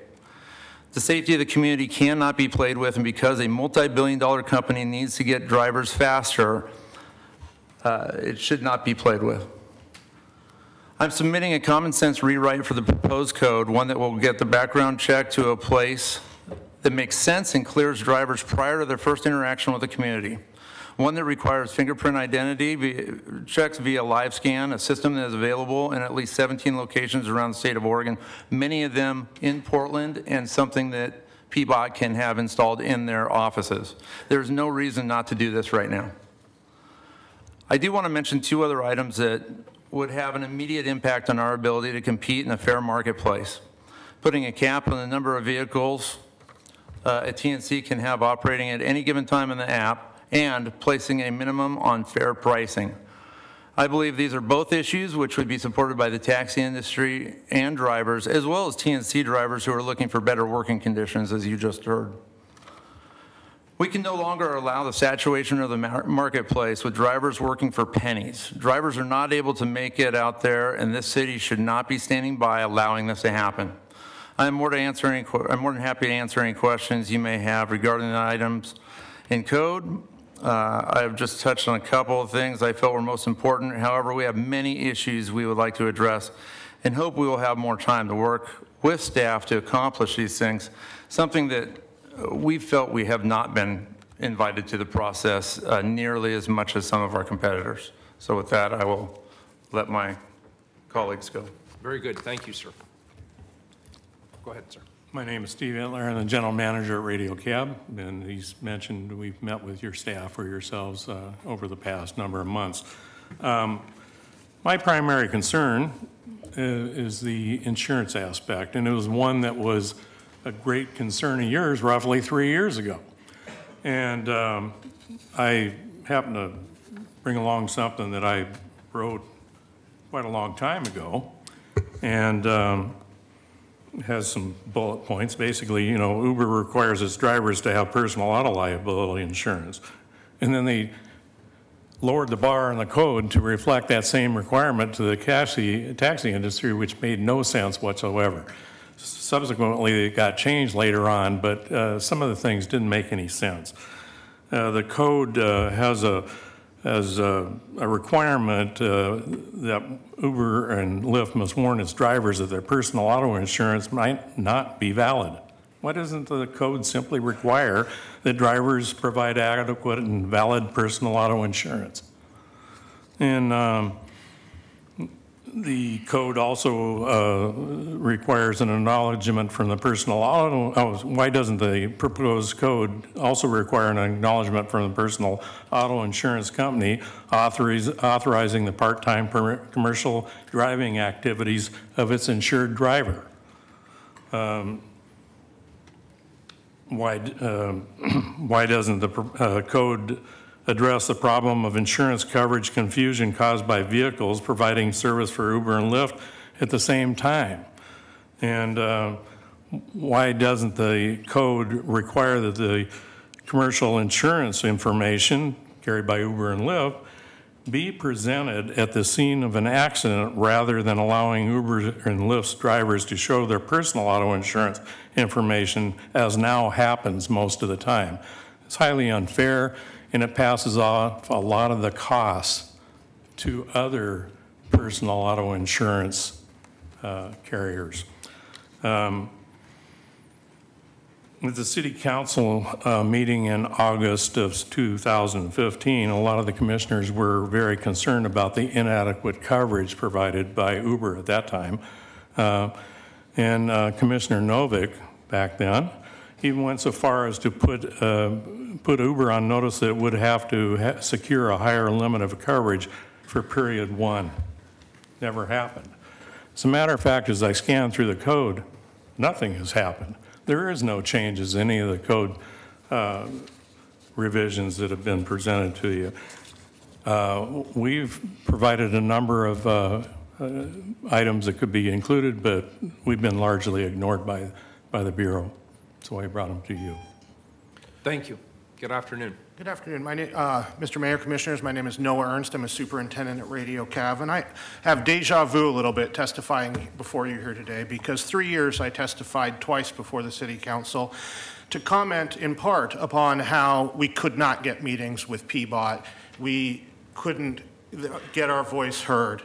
And here I am again today listening, as I did 3 years ago, to Uber and Lyft talk about how extensively they have worked with the Portland Bureau of Transportation and how open the Portland Bureau of Transportation has been to them.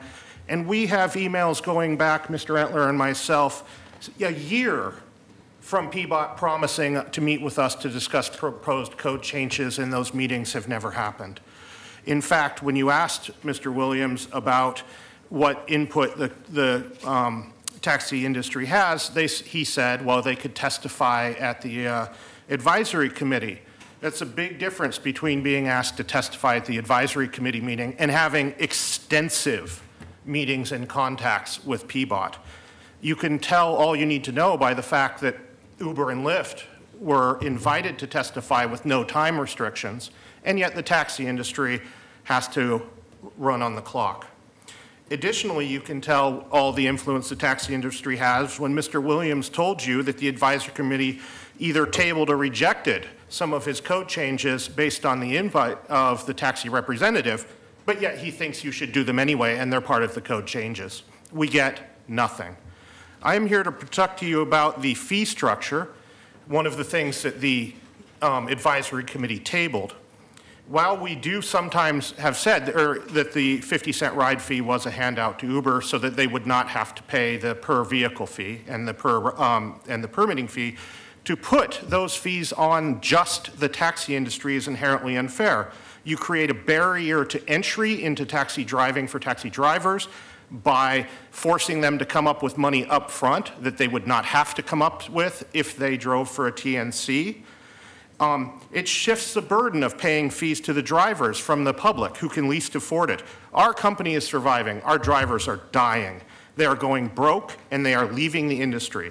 And if you are not going to do anything to protect the income of the drivers, such as reducing the number of vehicles or setting minimum rates, at least don't create a barrier to entry and additional fees on them. I also would ask the council to reject the changes related to driver training. While it makes sense for PBOT to request particular training before issuing or renewing a permit, putting out training things willy-nilly anytime during the year and threatening to revoke people's livelihoods if they don't comply is inherently unfair. And it creates, again, additional burdens on the drivers. Thank you. Thank you, all three of you. Next three, please, Carl. Next three are Katie Cost, Eileen Brown, and Aiden, maybe Hernandez.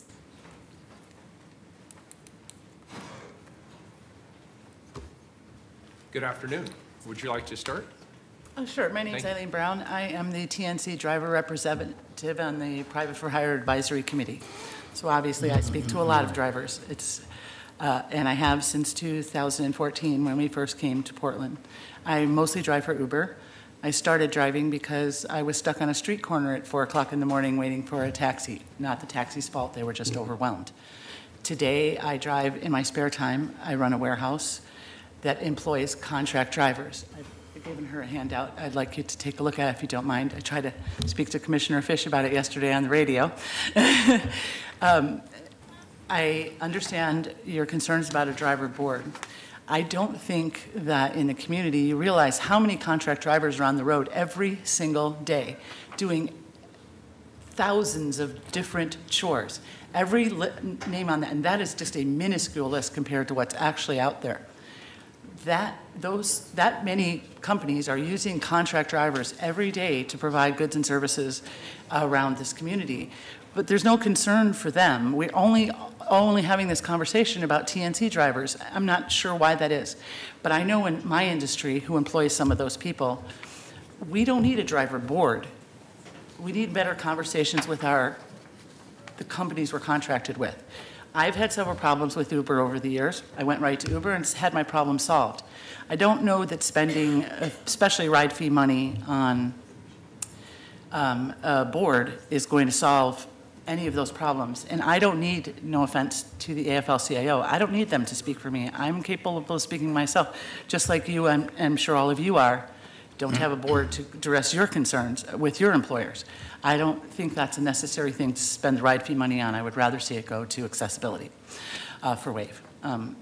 My personal story, being stuck on that street corner and getting the opportunity to drive in Portland, today I mostly drive at night because I feel that driving people who are intoxicated or impaired is a great reward to me. And in the very beginning of this, the people that got in my car would say, you know, if it wasn't for you, we would have pushed the envelope, we've driven drunk, we would drive drunk, we might not go out, we might not spend any money in the community. Today, I never hear that. Today, so many people would shame their friends and they never even thought of doing something like that. I feel good about what I'm doing in this community and how many people we've helped keep the drunk driving rates down, safe, reliable rides. I think let's take that money and spend it for something a little more useful than trying to have a communication that's not really necessary. We should be communicating with Uber and Lyft. Thank you. Can I, Mayor, just if I could, sure. We were on the radio together, and yes, we were. Today, you've confirmed what I thought yesterday, which is you're a terrific advocate for your point of view. And I appreciate your comments yesterday, and I appreciate seeing you live today. Ditto. And I thank you for this list. This is not the place to air the argument, but I would just say that where there may be the heart of the disagreement we may have is that in our community, we have people that we acknowledge are clearly employees. I made that comment yesterday about the host of the show, that he's clearly an employee, and then we sort of reviewed during the downtime all the recourse he has to administrative agencies, to legal process, to all kinds of things, because as an employee, he has a whole host of protections. And contract employees generally understand what the rules are. What has struck me, the more I've learned about this, is that TNC drivers essentially are in limbo. Depending on who you ask, and in the state of Oregon, it would depend on whether you ask the labor commissioner, the legislature, or a court. There is a wide range of opinions about whether they are actually employees or independent contractors. Because that status is therefore unclear, I'm persuaded that at least on a transitional basis, we should have a place, a forum, a venue where people can be heard, because it's not entirely clear that they have any other place to go. I'm not here to score points with you, because I think you're terrific. You were terrific on the radio. You're even better live. But that is one of the concerns I have, is that I believe uniquely this category of workers falls between the cracks. And your rights should not depend on who you go ask, whether you're an employer or an independent contractor, but no one has decided that question. And so as long as they're in legal limbo, I think there should be a place to go to get justice, and that's why I'm persuaded I think a wage board is useful. myself and all the drivers I speak to don't feel like that. We do feel like independent contractors, and we're comfortable with that role. And the drivers that we employ at my company, like Umpqua Bank uses independent contractor drivers to move their mail around, is a perfect example, or OHSU for specimens. Those are all independent contractors, and they're all very happy with the way things are going. I love driving Uber and Lyft, and I love working in that other field that also employs contract drivers, and I've never felt the need that I had to go to a board or...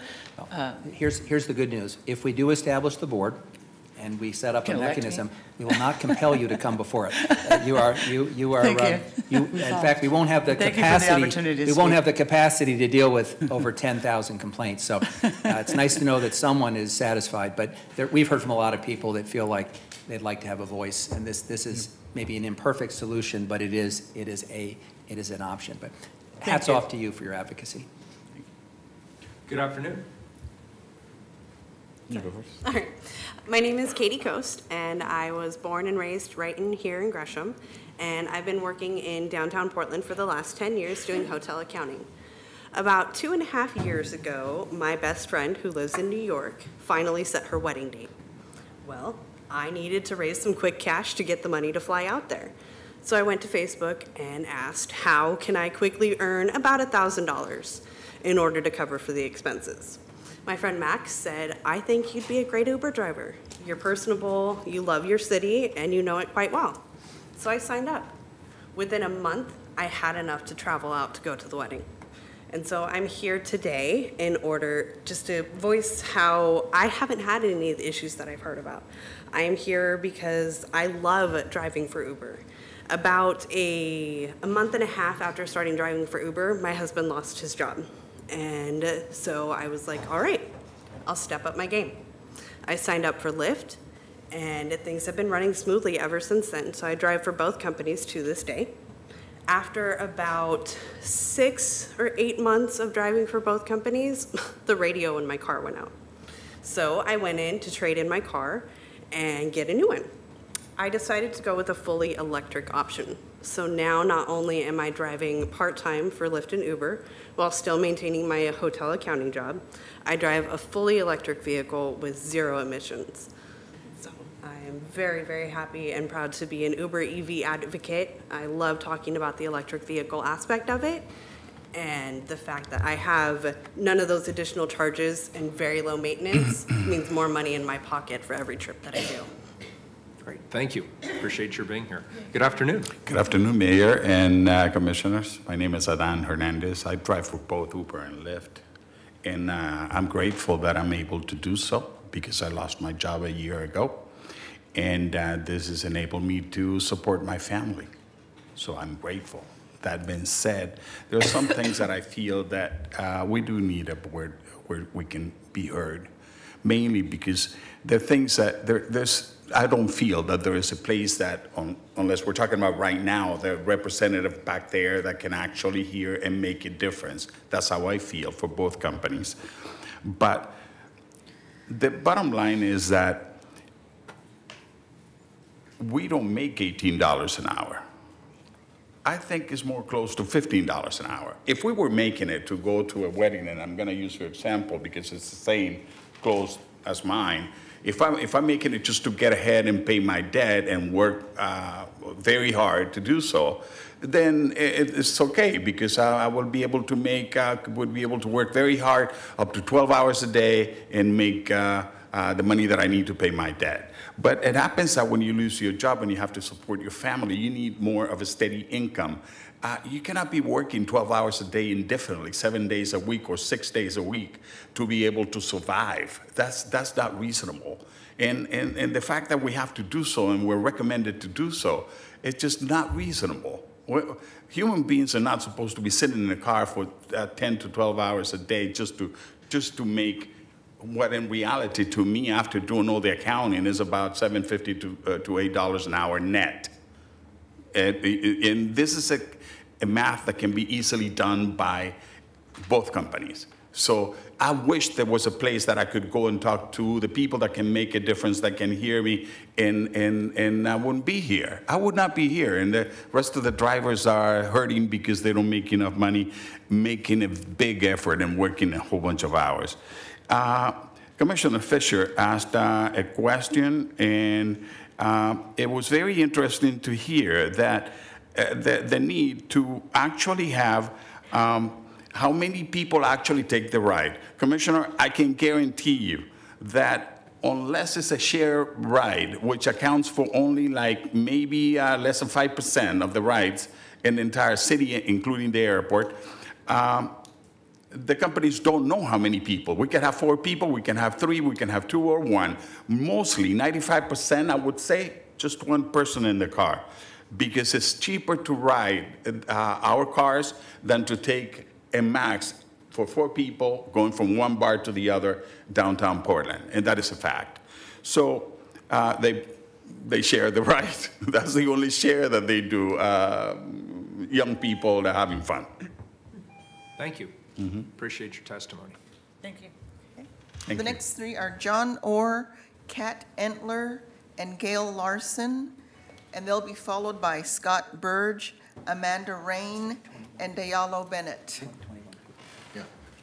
Good afternoon. Would you like to start for us, Sure. please? Thank you. Hello, my name's Gail Larson. I'm a driver for Uber. I appreciate the time to share. I kind of wanted to just mention something from the actual end customer perspective. I gave a ride to an elderly gentleman last month, picked him up at Fred Meyer, was taking him to a residence, and during the course of the ride, he commented quite enthusiastically how pro-Uber he was, that it was such a great service. He had lost his license 4 months earlier due to his advancing age, and he was so thankful for a service that was easy to use and that he could afford.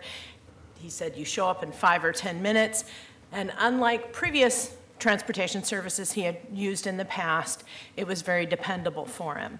When I dropped him off at the residence, he brought a tear to my eye because he said, don't want to get emotional here, he said, my wife of 67 years is in this adult care facility. She's been here for 6 years bedridden, and the best part of every day is when I get to come here and kiss her and hug her. So of course, brought a tear to my eye, but after the fact, I felt so good when I left that rider because I knew that he had a service that enabled him to see his wife of 67 years every day. So I wanted to share that with you, and that as you make all these decisions and regulations and such, and you've heard from drivers and taxi companies and the representatives from Uber and Lyft, that you also think about the end user. Because I agree with the woman who talked about drunk drivers. I have 3 adult daughters who regularly use rideshare so they can go out on the town, have a cocktail, and not have to worry. I experience it with the people that I pick up. So I think it greatly benefits society to have that kind of a service available. And that gentleman's story I really wanted to share because there's a lot of people who have not only appreciated this service, but have become dependent on it. And it makes me feel good. I wish I could show you the notes that riders had left on my profile that are just fantastic, that speak to a lot of different perspectives. And oh, my time's almost up. I'm very happy being a driver. I'm happy to see that the council's interested in making sure safety and all the concerns that have been addressed here today, but don't forget the end user, the customer. Let's not make it hard for them to take advantage of a good thing to our city. Thank you for your testimony. It's great testimony. If you ever have the privilege of picking up that gentleman again, can you please write down some of his tips for keeping a marriage like that for 67 years? That would have been the first question I would have asked him. My thought was, that is love. If I could find somebody to love me like that man loved his wife, I'd get married again. Yeah, he's a jewel. Thank you for sharing that story. Good afternoon, sir. Good afternoon. My name's John Orr. I'm a radio cab driver. Been doing it 4 years. year and a half ago, started driving a wheelchair accessible cab. So, Mr. Mayor, Commissioners, thanks for having me up here to talk. A couple quick points. First, I was a little bit frustrated hearing the head of PBOT repeat Uber and Lyft talking points, talking about how great they are for providing jobs for the city. I'm not sure if she's heard the famous Travis Kalanick quote, former CEO of Uber, where he talked about how eager he is to get rid of, quote, the other dude in the car. Both those companies are heavily investing in driverless vehicle technology, so I feel like proponents of TNCs touting how they provide jobs for people, that's really not an argument that's going to be around much longer, at least as far as their investment is, if their investment is any indicator of that. Quickly on the city spending some of this revenue they're taking in from our ride fees on training program. A lot of the people I drive with, I've been at it 4 years. A lot of the people I drive with have been doing it decades. I feel that time on the road and knowledge of the city is the best training, and that companies need to be in charge of their own training, and that's what lets companies differentiate themselves. One thing that does, I feel like this is subsidizing Uber's high turnover and need for training new drivers, and that's their responsibility, Uber and Lyft, to train their new drivers. Now, what I've come up here to talk about has already been touched on. We just want an equal playing field. Insurance, background checks, safety issues that creates. There's caps, trade dress, response time issues have been mentioned, and I think someone from Travel Portland was discussing the improvement of service, but that's not necessarily, this isn't a controlled experiment. We didn't see what would happen if we tripled the cap or, increased the number of vehicles 10 or 100 or however many fold we did. We just introduced TNCs, and all of a sudden we have 10,000 vehicles instead of 500. So we can't say that was TNCs. We could just as easily say that's the result of having as many vehicles on the road as we do. But I think Uber drivers and cab drivers, briefly to wrap up, have a lot of the same concerns, and it's our ability to make a living doing this. And setting caps and setting pricing would accomplish this. Merriam-Webster Law Dictionary defines predatory pricing as the practice of pricing goods below cost and incurring a loss in order to reduce or eliminate competition. So your local cab companies might not invent the next great app, but we do strive to set ourselves apart and serve our customers and have customers continue to choose us by doing what we do well. And we can't do that if the playing field isn't equal. And I wish I had more time, because this wheelchair program fundamentally is adding that. Thank you. The fact that Uber customers can use their app, but my customers ordering a wheelchair accessible cab cannot call Radio Cab is a huge flaw, and I cannot emphasize enough how unfair that is. That is part of our customer experience, calling us and not calling the city. And by taking that out of our control, the experience our customers get when they speak with our staff versus your staff, then that is fundamentally skewing the playing field. Thank you for that input. Appreciate it. Thanks I apologize for going over. No, I was curious I would have asked a follow-up question anyway, so I appreciate that. Thank you. And welcome. John, you took up all my time. I'm sorry, Kat. No, you get your own time. You get your own time. Sorry, I'm just teasing anyway. I'm Radio Cab Company. I work for Radio Cab Company for approximately 30 years now. And the drivers at Radio Cab are my family. We all love each other and do things to help each other. We also are owner-operated, and it started out with the vets from World War II, forming this company. And now we have drivers that are homeless. We have drivers that are living in shelters. Some even have some blue tarps. And it's just because we're so overwhelmed with between 15 and 20,000, which is probably a more accurate number of Ubers on the street. And, and it's not really the drivers, it's, because, being here is just knowing that they're not making any money either. So there has to be a way to fix this so that everybody can survive. We used to be able to, put our kids through school and do all that stuff, and we can't do that now. In fact, sometimes food is a little scarce. There's several drivers that have food stamps now.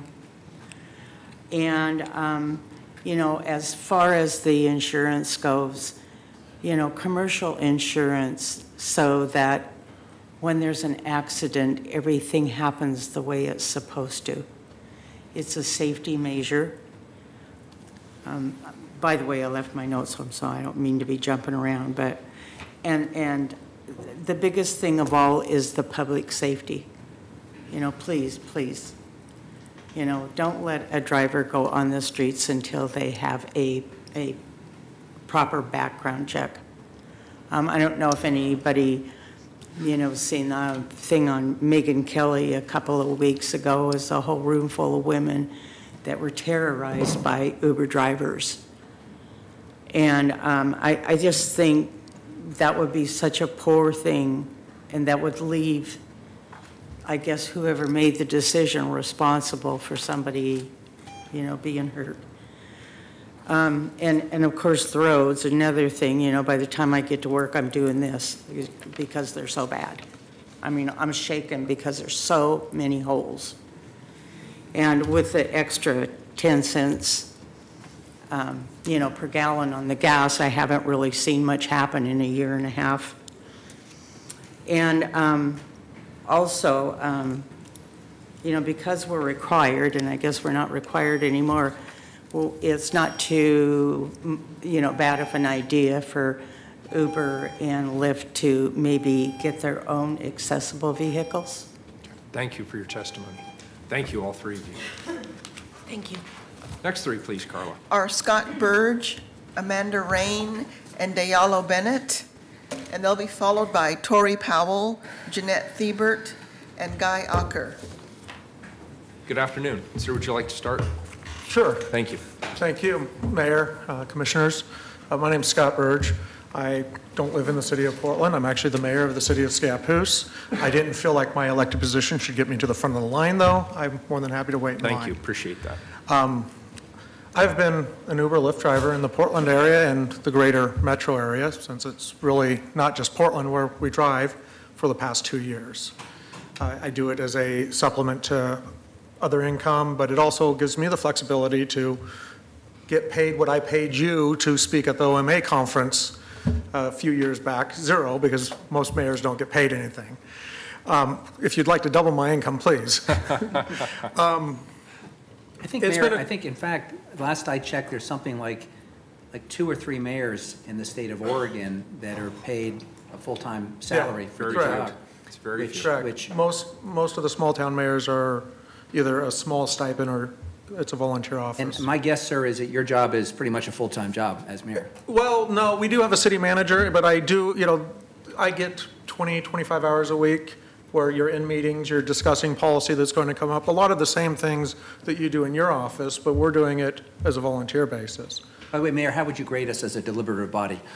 Well, I didn't know if there was a signal when we were supposed to start chanting or how that worked, I did like, I really did, running meetings, I really do like the thumbs up, thumbs down as people are commenting, because it's interesting in a way that people can express themselves without trying to shout you down and interfere in your meetings, because I think that's a concern that we all have in meetings. So, and this is going to cause me to run way over my time. Carla stopped your time about 15 seconds ago. Okay. As a courtesy.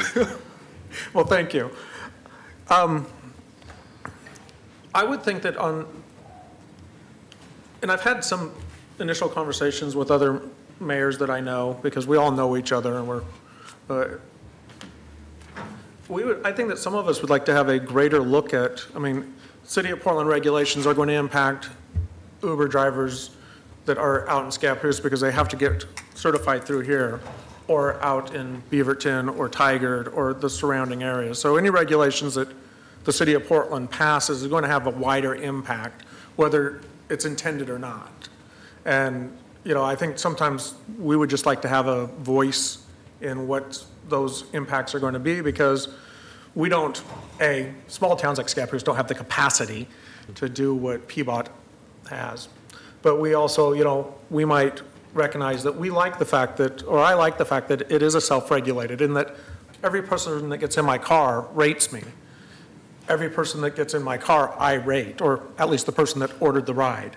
So there's a kind of a dual rating system that says, I'm doing a good job, or that rider's kind of sketchy. And we can kind of see that in active conversations by drivers there's riders that if they have too low of a rating, they won't get picked up. They will just not take that ride because they're not seen as good riders, because of either they're causing problems or whatnot. And so for me, I like that type of self-regulation where we're set up, and it's a pretty high threshold. 4.6 is below that, a driver can be deactivated. So you have to be on your game, and you have to try to provide a good service. The income side, from my estimates, I also sell insurance, so I've got contracts with every insurance company and 2 TNC companies. All of them have ways for me to work through the companies. But I look at the income, and I'm making plenty of money, and I think more than 18 after my expenses with my car. And I have a good car. I'm running out of time though. But I just would think that, and then on the TNC board, I would think that maybe adding a few people to your current the current advisory board. It sounds like maybe a couple more maybe another driver taxi representative, another company, and then on the other side, maybe a driver or two, as some sort of I don't know if we need a wage board. I'm not comfortable with that. I want to be an independent contractor. I don't want to be an employee. I accept the contract. It's a contract of adhesion. They give me the contract, I accept it or not. I don't want to accept. I want to be that independent because I enjoy the advantages of that. I choose my hours. I choose when I can. Thanks, Mayor. Thank you. Appreciate it. Thank you for being here. Good afternoon. Thank you, Mayor. Thank you, Commissioners. So I love Portland. Our city is very special. I appreciate it in so many different ways. And we are experiencing and have been experiencing growing pains. My hope is that the council sees ride sharing as part of the solution to those growing pains, and that there can be those creative solutions, those innovative solutions, that the disruption that technology is having in our world that is going to only continue, not just with ride sharing, but in many aspects of our lives that we're not even aware of at this point, that we can continue to have that innovative, creative solution mindset. I am an independent contractor. As an employee, that requires a certain dedication to the employer, right? When I'm an employee of a company, I have to be dedicated to that employer. I have to show up on time. I have to work my schedule. I have a commitment there. With Lyft, I have no obligation to Lyft. I have an obligation to the passengers for safety. I have an obligation to myself to be a wise businesswoman.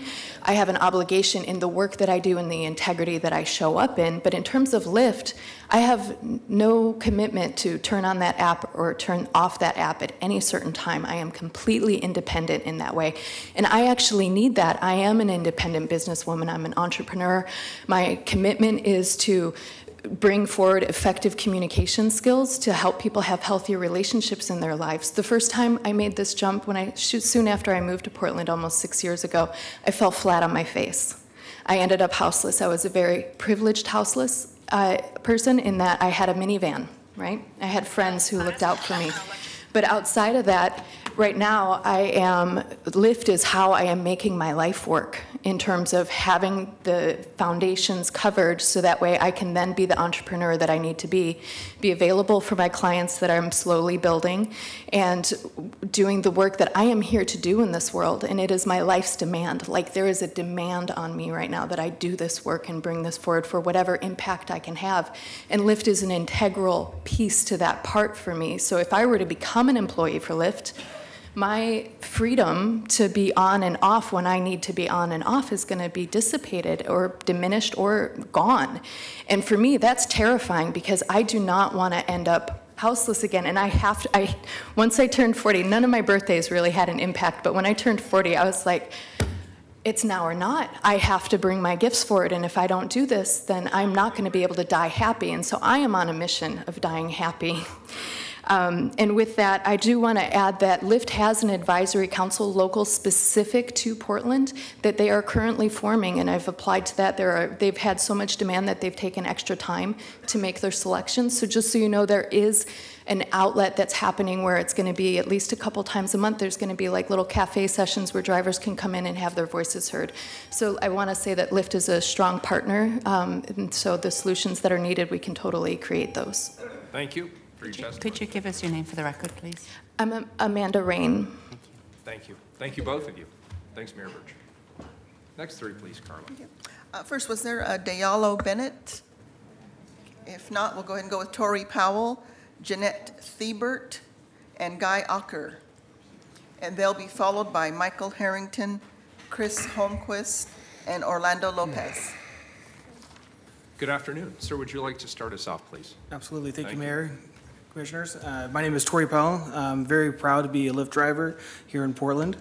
I started driving for Lyft back in July of 2015, and the reason why I started was because I needed somehow to find that opportunity that would allow me to go to school and completely support my family as a sole provider, and actually have that time to spend time with my family while doing so. I'm also a very proud veteran. Many veterans have a difficult time transitioning into the civilian lifestyle once they come off of active duty. A lot of these veterans end up going from one job to the next, sometimes weeks, sometimes months, but it takes them a while to get on their feet. One thing I love about Lyft is that it actually affords these veterans the chance to support their families without having the pressures of finding and keeping a conventional or regular job. They can work whenever they want to, whenever they need to, and as much or as little as they can. If they're having a bad day and they can't be around people for whatever reason, they don't have to work, and there's no consequences before that. This gives them the ability to slowly transition and gives them the independence and empowerment that they need. One of my favorite experiences with Lyft came around Thanksgiving of 2 years ago. There was a Navy ship that was dry docked for repairs, which means that the sailors cannot leave the area and are stuck on the ship for the duration. I worked with one of the chiefs to put on an Adopt a Sailor event where members of the community came on Thanksgiving Day and picked up a sailor and took them home for a family experience, home-cooked meal. I reached out to some of the veteran groups here in town and also the Lyft Facebook page, and I had more volunteers and more people in the community than I had sailors to go around, which was absolutely a phenomenal problem to have. In addition to this, I was talking to one of the sailors that I was giving a ride to, and I found that there were no real good options for getting off of Swan Island. Every once in a while, a car to go would be available. The busing system, the times were varied and they were really far apart, and so Lyft and Uber were the main options, and they were getting really expensive. So I talked with Lauren here at the Lyft office, and she gave me a code right away and gave these passengers a 50-60% discount on their rides in and out of Swan Island. So the fact that they were so willing and so eager to give back was amazing. For the record, I drive about 50 to 55 hours a week, and I just did the math before I came up here, and I'm averaging, before expenses, about $26, $27 an hour. Thank you, Commissioner. Thank you, Mayor.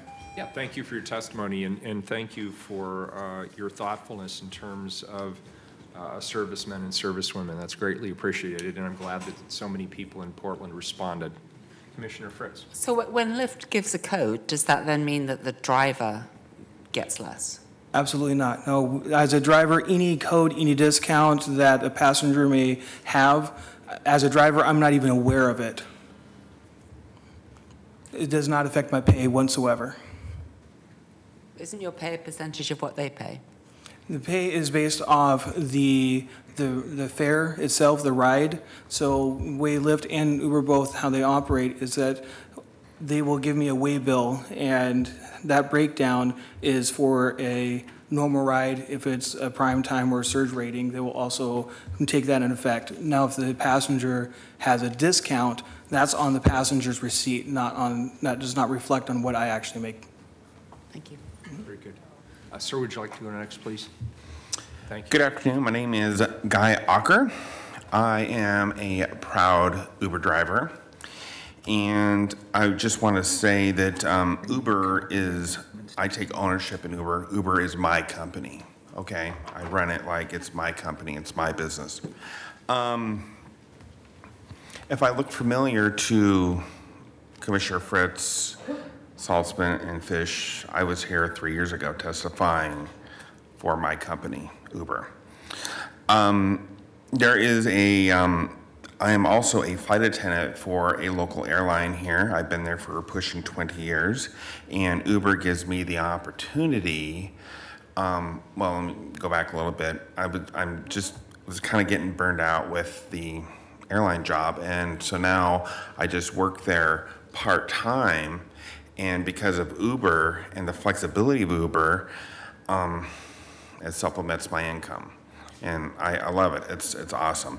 There are a couple things that I do want to cover here. The number one thing, and I'm not kind of mentioning this, I would actually like to see these numbers. I've asked before, I don't know where to get them, but I want to see the drunk driving numbers before and after my company has came into Portland. Okay, I would like to see those numbers to see if they've gone down. Someone testified nationally, but I want to see them in Portland. I want to see the drunk driving crashes, drunk driving deaths, and arrests. Now, I know on the arrest, Portland Police is very short-handed, so they might be a little off, but at least it gives us an idea. And I would like to see those, so maybe if I could call your office. I was actually going to, that's in my notes to ask for at the end. So yes, I agree. I want to see those numbers. Oh, good. We're thinking here alike. Good. I'm glad. One other thing I would like to mention, I would like to cover is the congestion in Portland. I just get a feeling that they're trying to throw my company under the bus and blame us for all the congestion in Portland, which is stupid. I mean, let's look at everyone who's moving into our great city here. That's why we have the congestion. Okay, so that really bothers me that they're gonna blame my company and Lyft for that. That's ludicrous. It's dumb. One other thing I would like to mention here is people. We have a big convention business here in Portland. People come to our convention center, and a lot of people get in my car and they say that the reason that they picked Portland, one of the reasons, major reasons, is because my company is here and TNC is here. And that's why they pick it, so the economic value of that is really great. So, Sir, can I ask you a question? Sure. And I appreciate that you were here 3 years ago, and you won't be offended if most of us say we don't recognize you, but that's only because we probably had 10,000 people come since you. I remember you. But there's, Thank you. That's why Dan is a successful politician of 25 years. See, Okay. you know, he recognizes you. He probably had you over for Thanksgiving. But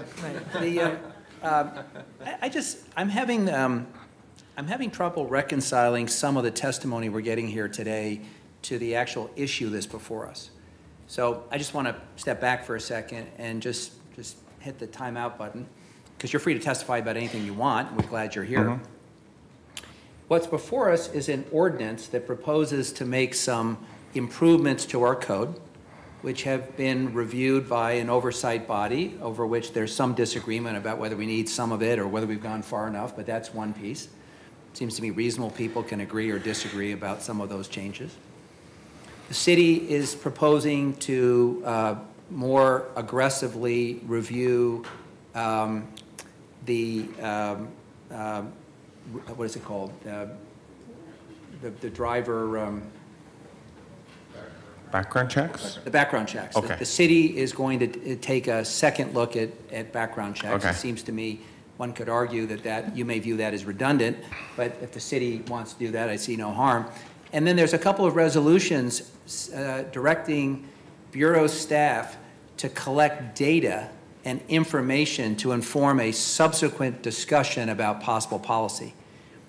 So in light of that, which is what is actually before us, your testimony, a few other people who've testified, in my mind, as I said, I listened to it, it almost sounds like someone has told you that the city is thinking of revoking the regulatory agreement with Uber and Lyft. Have you been told that that's a possibility? No, absolutely not, no. Okay, so that's not my understanding. That's not on the table. I found nothing, no reference to that in any of the matters before us. So I just, for the benefit of people who are going to be testifying subsequently, and it's wonderful to hear good stories. Sir, you were in my office the other day, and I wish you had also told a story about matching service people with families on Thanksgiving. I mean, that just blew me away.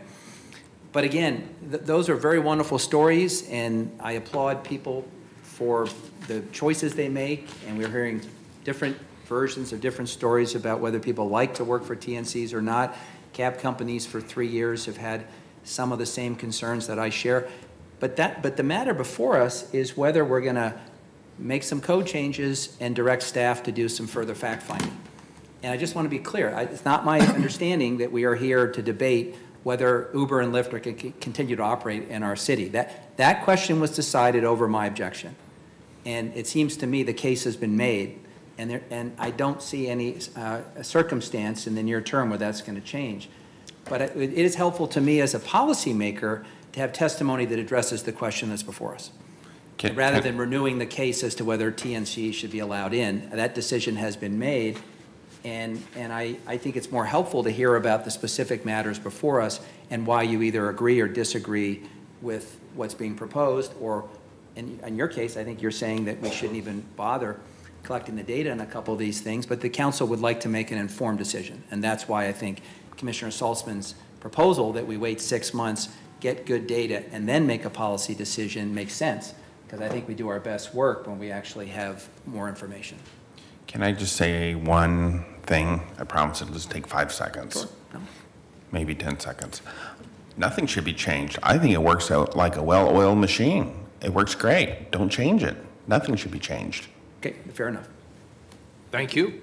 Good afternoon. Good afternoon. Mayor, congratulations. I haven't been before you since you've come in. Thank you. Thank you, commissioners. My name is Jeanette Thiebert, and up until about 1.5 years ago, I drove a wheelchair-accessible taxi cab. I'm here independent of any company coming before you. I will say this, I have had the privilege to sit in on more than a majority of the for-hire transportation subcommittee, or committee here, process. So I've witnessed quite a bit in the last 3 years. I'm going to hit a number of small topics, and then at the end, I'm going to give you a solution, okay? But through the course of listening today, I've added a few notes to what I wanted to say. I would like to, I do support the caps on TNCs, the safe background provisions, and the insurance and pricing issues that Darren Campbell, Steve Entler, and Noah Ernst brought up. I'm not going to, beyond that, I'm not going to go there. I'm going to ask you to take a look at a broader vision of things, connect the dots to the minutia and the detail of what's happening. And we had a couple of large corporations, venture capital by a too-big-to-fail bank that came into this town and told elected officials just exactly how they were going to operate in town. And a lot of regulations have shifted. I'm asking you to take a look at who's being marginalized here. Uber and Lyft could have supported all of our community, but they balked at the Wave vehicles. They still aren't providing service to people who don't have conventional banking. That's one. And now in this new regulation, it is going to tie a cab driver's ability to bank with whom they choose to. And I think that it affects their ability to be independent contractors. It takes one more element of what it is to be an independent contractor. It takes that out. Let me say this, and I'd be happy to explain that a little more in detail. Commissioner, a couple. Why don't you take 20 more seconds, and I'll ask a follow-up question. You said you had a broader idea. I'd certainly like to hear what your idea is. Commissioner Udaley, I think the question is how many months was the taxi rep seat on the private for hire committee vacant, and exactly when was it filled? And basically, how much business took place while there was no representative at the table? Okay? Good question. How many times was it convenient to shush down the peanut crowd or the peanut gallery in the back of the room? Okay? Because we weren't part of the table. We might have had 20 or 30 years worth of experience. We might have had ideas or simple solutions. But Robert's Rules of Orders ran supreme. Okay? Let's get this meeting over by 5. Okay? I think that was part of what people were experiencing. As far as my personal concern is GPS coordinates versus, one of my personal concerns is how data is dealt with by the city, and will the city be telling passengers or will the city officials be telling the community at large that you are gathering our data? Because you have been. And when there are buildings in this town that deal specifically with one medical issue or another, and some of those buildings take an entire city block. I'm thinking of the cancer treatment facility over the Broadway Bridge, okay? Heaven forbid I be thinking of some of CAP's or an AIDS facility, okay? Is when you want exact longitude and latitude data, is that a violation of HIPAA? Interesting question. And I certainly don't want to give you my data. So is there an opt-out for me? Commissioner Fritz, I think, had a couple of questions. Yeah, I did. This, if I may, this would be my solution I was going to ask. How many of you can read the number at the bottom? This is about trade dress, okay? This is a symbol. Taxi cabs are required to have on two sides of the vehicle one of 3 options: the word taxi, the word taxi cab, and the word cab. You choose. Has to be on both sides. And we all know how big those letters are. Okay, I'm going to give you another opportunity. What's the number at the bottom? Better yet, what's the word? What's the new symbol, could I ask? Because the name can be put on the T-shirt. Why cannot it be put on the decal? And why cannot the decal in Portland tell a pedestrian, a visitor, somebody else, the car behind them or near them, that this vehicle is registered in Portland and has the appropriate insurance, okay? So that the one on the other side of me in traffic that has this emblem and out-of-state plates, I know to steer clear because they may not have the level of insurance that somebody that had gone through the full process in Portland would have to do. Jeanette, you said at the beginning that you drove a van for wheelchair accessible up until a year and a half ago. The fee was supposed to help drivers like you. What happened? What fee? The 50 cents? Right. That hasn't been implemented, that we're still talking about, that the wave service is still months from happening. Okay, you collected it. This is part of my question. When I'm saying look big picture, what I'm asking you to really do is follow where the power and where the control went, because so much of what's happening is going from, it's the power from the city to the companies, okay? And but it's not getting to the drivers. And is there a wheelchair driver, cab driver on the board or on the advisory committee? There is now, as of recently. No, not a wheelchair, pardon me. There is a cab driver, but not a wheelchair. Okay, cab that's driver. of concern. Thank you very much. I appreciate you taking the time to come back. Yeah, thank you, all three of you. Thank you. Appreciate your testimony. I believe we only have 4 more, is I'm that sorry, we have correct? 7 more. 7 more, Yeah, very the good. next 3 are Michael Harrington, Chris Holmquist, and Orlando Lopez, and they'll be followed by Kirk Foster, Douglas Wright, and Dirk Warninghoff. All right, so I don't want to lose my quorum, so we're going to be a little more tight with the 3 minutes.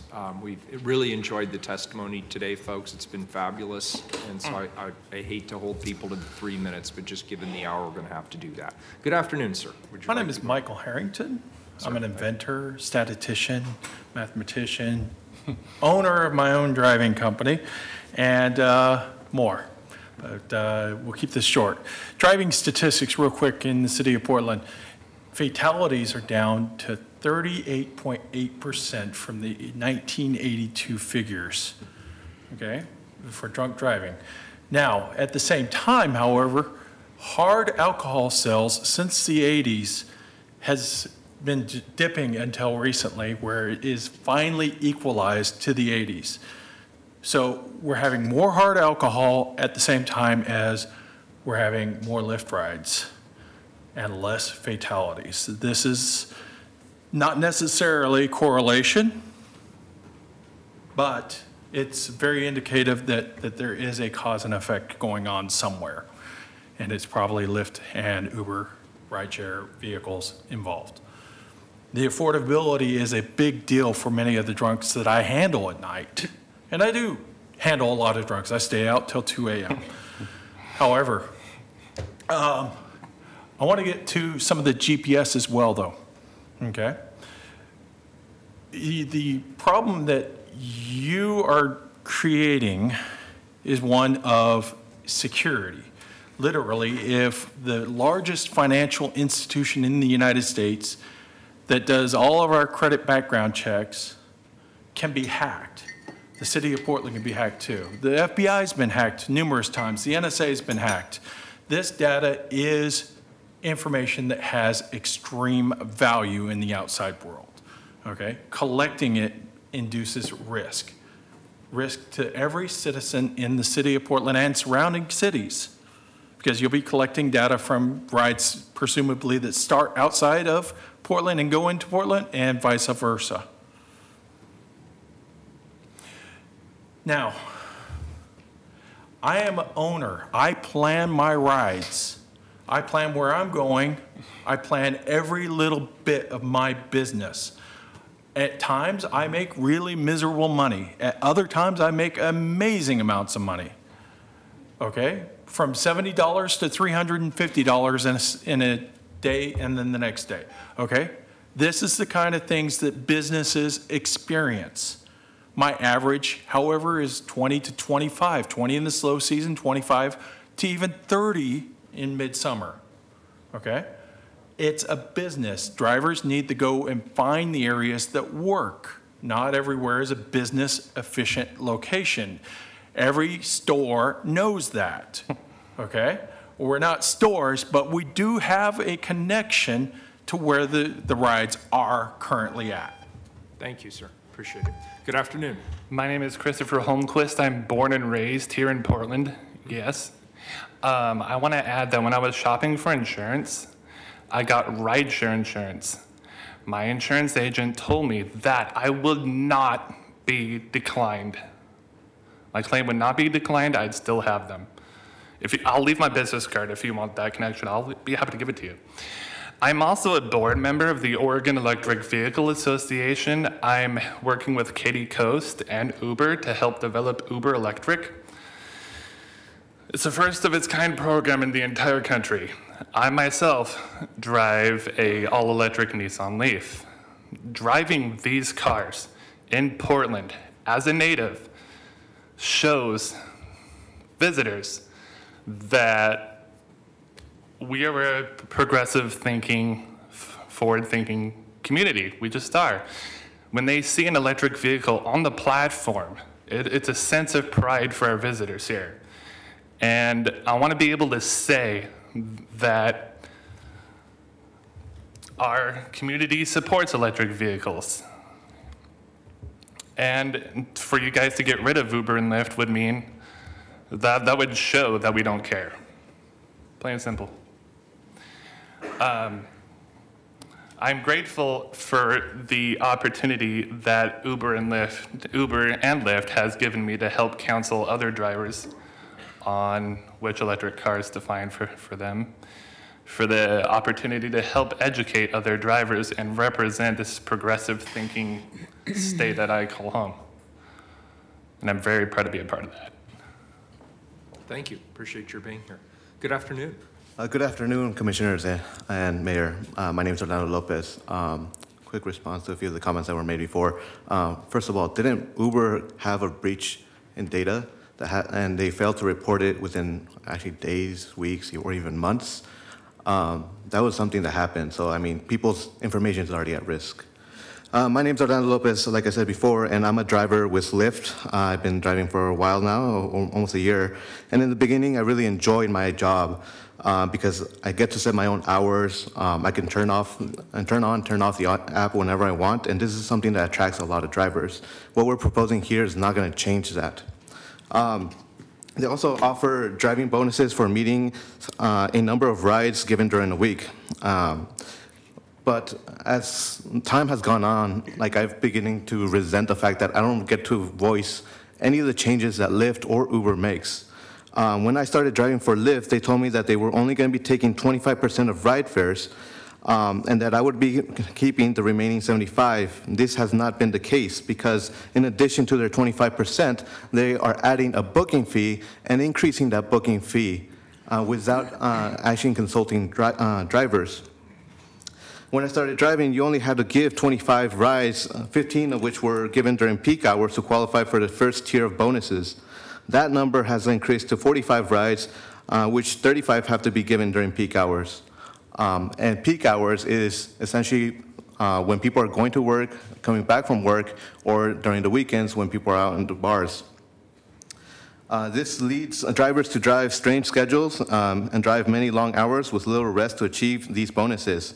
I actually talked to several drivers who have worked more than 56 hours to chase these bonuses, and that was before the last increase.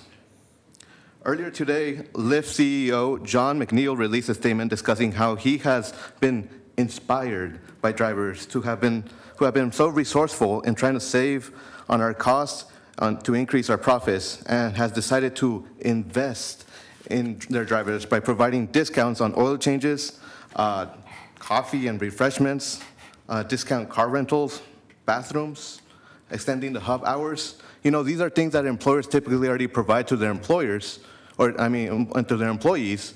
So, like, why do we have to wait so long to get these things? If Lyft is really on our side, they would be increasing the rates as gas prices go up. They would consult drivers between increasing booking fees on a whim. They would restore the rates that they originally had before they reduced them in 2016. That has not been the case. You may be wondering why Lyft, if Lyft is so bad, why am I driving with them? Well, it isn't easy to answer that question, but more than anything, it's because of the flexibility. What other job can you set your own hours? There's very few. I did want to comment on something that Commissioner Fritz talked about around equity, if I may. I'm really glad that you brought that up because TNCs is not equitable. The cheapest ride on Lyft is $7.80, and that doesn't matter if you're going 1 block, 2 blocks, that's the cheapest ride. And then providing discounted fares during holidays, that's not equitable because typically the people who go out on those holidays to drink are people who have means to do so, not low-income folks. There's different ways to use those resources equitably. I am actually a transit advocate. One of the things that other jurisdictions are doing, like Chicago, is using those resources to give bus prioritization because it's low-income folks who use buses. And TNCs are driving or taking away riders from buses, not like low-income riders. They're taking choice riders, people who have the means to pay for TNCs because they don't want to wait for buses. Because what is going on is the congestion that's going on is causing buses to be delayed, and therefore they don't see them as reliable options. Thank you. That is all. Thank you. Great. Thank you both for your testimony. We appreciate it. Next three, please, Carl. Are Kirk Foster, Douglas Wright, and Dirk Warninghoff. And then the last person will be Greg McCoy.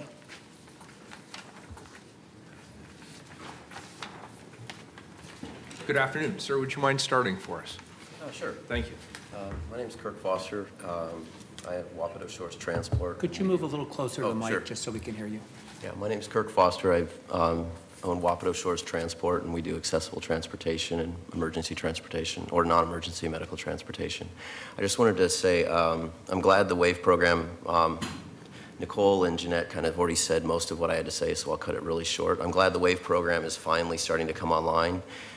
Commissioner Fritz, in response to your statement about the fee's been charged for 3 years, but the subsidy hasn't been actually going to anybody yet. And so that was the delay in getting a lot of the cab companies up and running, because we're just now talking about implementing it this summer, but it hasn't actually started yet.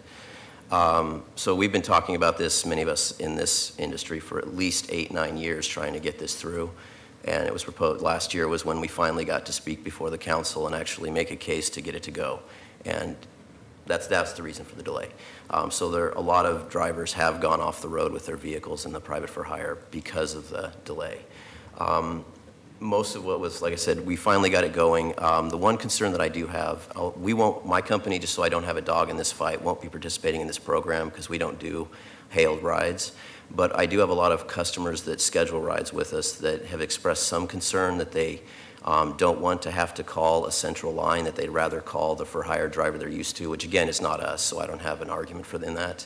And since the TNCs are being allowed to directly work with or clients are being able to directly contact the TNCs, I think there should be some vehicle for people that would rather go with another company to contact those companies directly but those companies now, if they do have a direct communication with their passengers, will lose access to the fee, or the subsidy rather.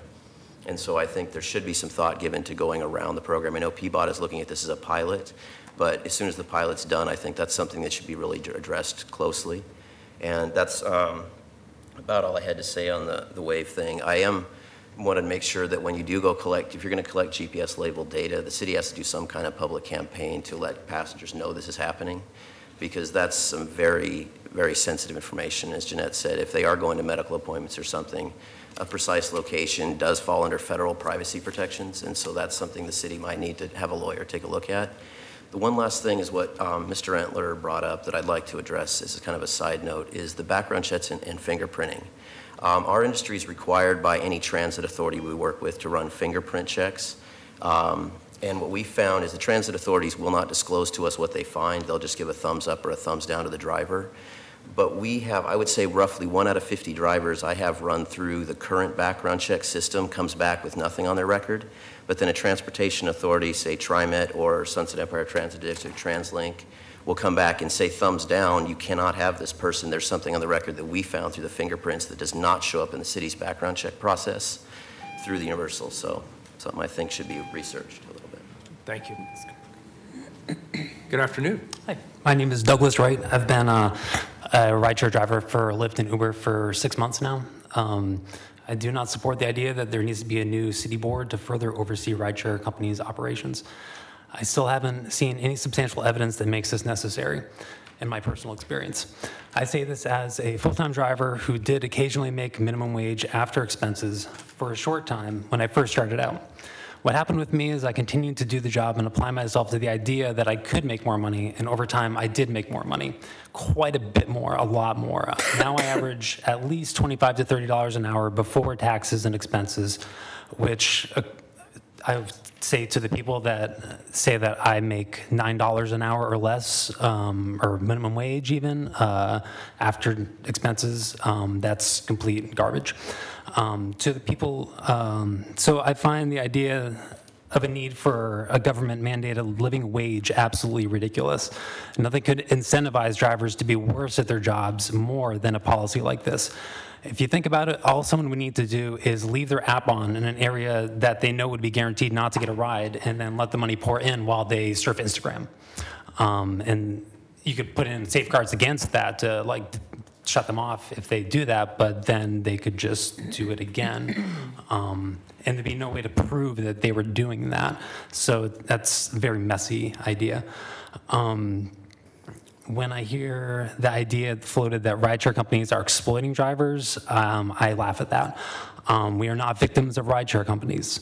If the business is not working for someone, if the job is not a good fit, that person should really go do something else, seriously. It's not a job that should be considered as a last resort.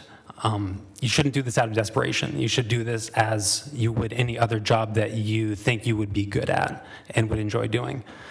There are a ton of job opportunities in Portland, and no one is compelling anyone to be a rideshare driver, so I have no sympathy for anybody making any complaints whatsoever, because you agreed to the terms of service. So if you do that, you can't complain about the terms of service that you agreed to after and expect me as a driver, as a fellow driver, to care. I don't. I just want to make one other point about how we got here. Excuse me, sir, can I just ask you a question? Oh, sure. Does your view about terms of service and not complaining about them extend to consumers as well? Sorry? You think consumers who get in a car and who automatically are subscribing to the terms of service have waived their right to complain about any of those terms? I'm just talking about from a driver perspective. Are you talking about from a passenger perspective? Yeah. When a consumer gets in your car and implicitly agrees to a term of service that waives all kinds of rights, mandates arbitration of disputes, waives claims, do you believe that's fair? Is that the case? Well, you seem to be very knowledgeable about the industry.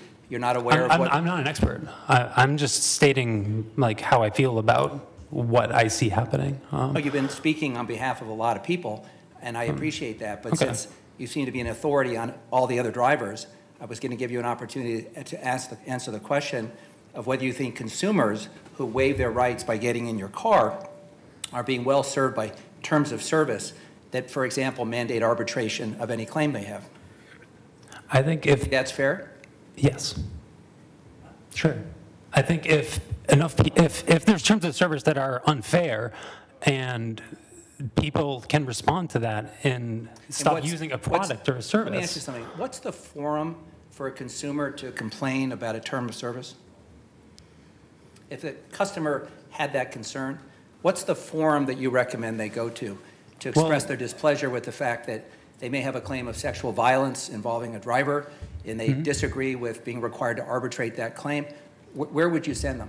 I would send them to Lyft or Uber customer service, where they've been 100% helpful with every single situation that I've ever encountered. Okay, I'm trying to make a very simple point here, which is I think it is dangerous for us to generalize about the experiences of others beyond ourselves. I appreciate you have had a positive experience, but when I hear, and you're not alone, people come before this body and essentially say that the claims of other drivers are invalid and that they don't need to have a forum to have those issues addressed, it almost sounds to me like the taxpayer who says, you know, I'm never going to have a fire, so why do we have a fire bureau? Or the person who says, I'm not litigious, so why do we have a court system? Or maybe even Zsa Zsa Gabor's first husband saying, we love each other, I don't need a prenup. I mean, at what point?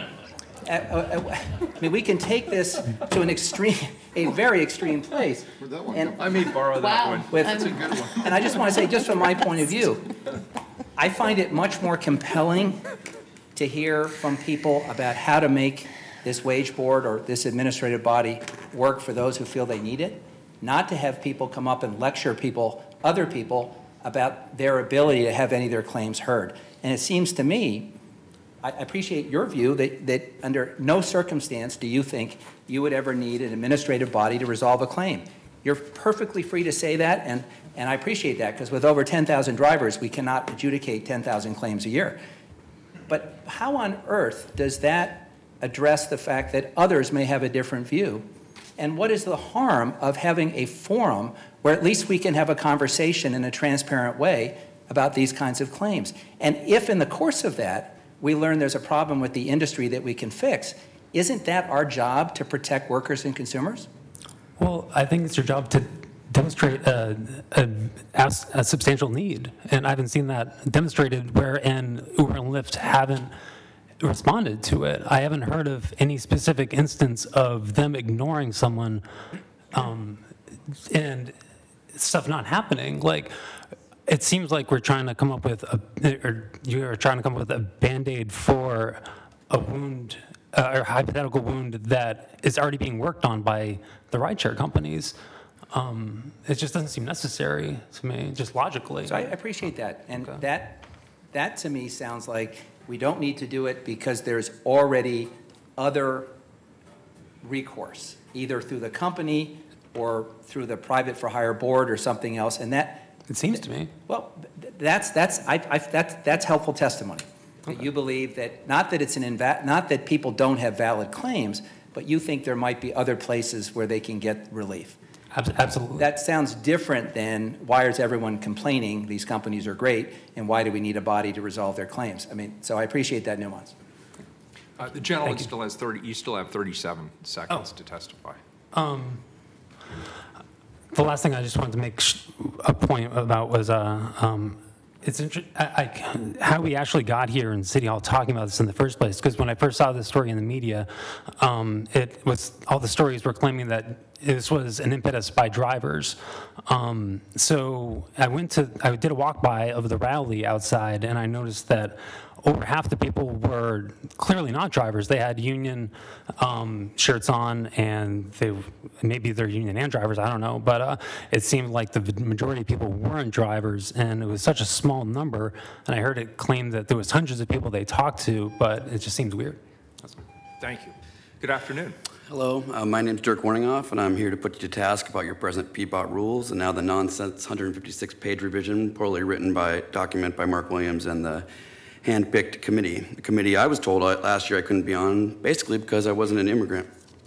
The biggest concern I have is the insurance requirements for all transportation providers. Do you know that when you approved the TNCs to come to this market in 2015, that not one insurance company in the whole state of Oregon offered them insurance for a year and a half until November, December? So that means that drivers with Oregon licenses actually did not have any insurance by anyone. And meanwhile, without having existing insurance, they were able to put lots of people at risk, and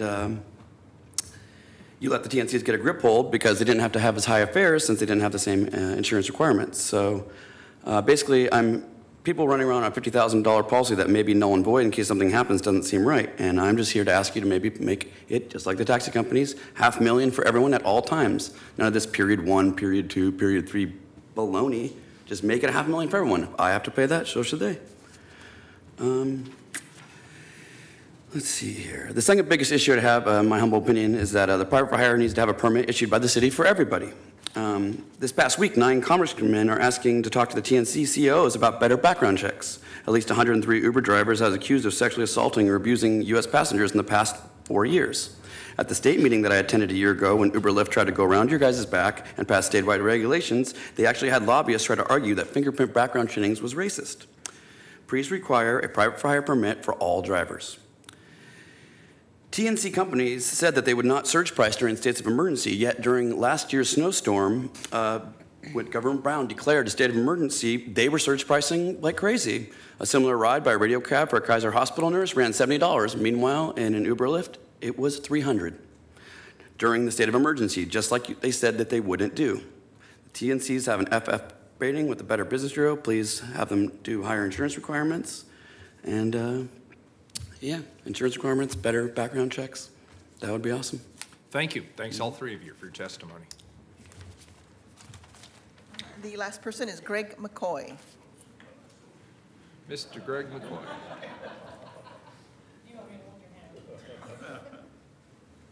Hi, my name is Greg McCoy. I drive for Uber Lyft, and I eliminated a bunch of things to say because it's been said previously. Seems like a bunch of people asking for a bunch of things. They want help for things they're not willing to change themselves. It comes from both sides. It could be competition. It could be some of the drivers. The issue about the background checks, I don't have a problem with. But I do know personally, a couple convicted felons that do drive for taxis now, so I don't know how they got by. So I don't know what's the better one. If it's an additional cost, I heard somebody want to know who's going to pay for that. From what I understand, there's $3 million parked somewhere in the city's coffers from the fees they've got from Lyft and Uber already. Nothing's being done with. I mean, can't they use that? You know, if they decide to go along with this, or can they use that to make better stops for Lyft and Uber to pick up people getting off of Max or something? Use some of that $3 million to, make some spaces for that. I heard about congestion. Funeral processions congest traffic a lot. Victims of drunk drivers. I mean, everybody's concerned with the business end of it. This week's Willamette Week, Portland's drunk history. We're a drinking town. The hard liquor sales is now beer now, 9-10% alcohol. People get drunk to wash away their troubles because they can't buy houses and they hate their roommates. They get drunk and go home. So, I mean, everybody's drinking day and night. So it really needs to take a hard look at, the bad drivers that's taken off the road, the potential victims. You won't have a video of potential victims because they're not victims, because somebody took an Uber or Lyft home. So I'm sure there was something else I wanted to say. I think that'll be it right now. Yeah, as far as, I worked for 20 years for FedEx. It was non-union. That's because I'm getting the impression that there's some early union organizing kind of going around. I'm getting that vibe. FedEx didn't have a union. We didn't need it.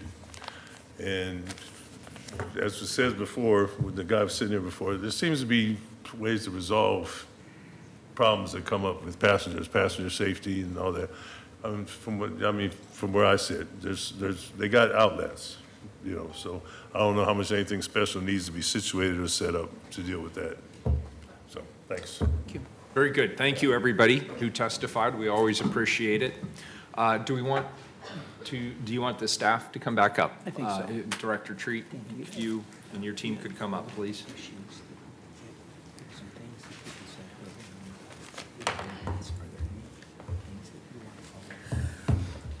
Commissioner Fritz.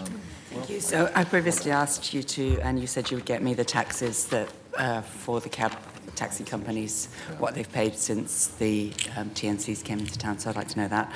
I would like to know the DUI stats the year before the TNC started operating and now. Thank you. I have a question about background checks.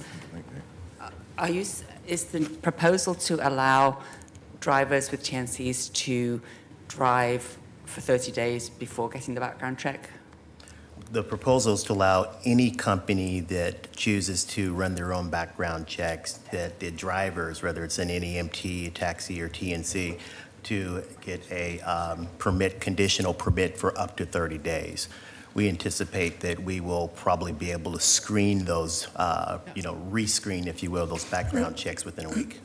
Okay, well, we just heard testimony that 1 in 50, when you do the fingerprint check, they get rejected, and that is relatively high in my opinion.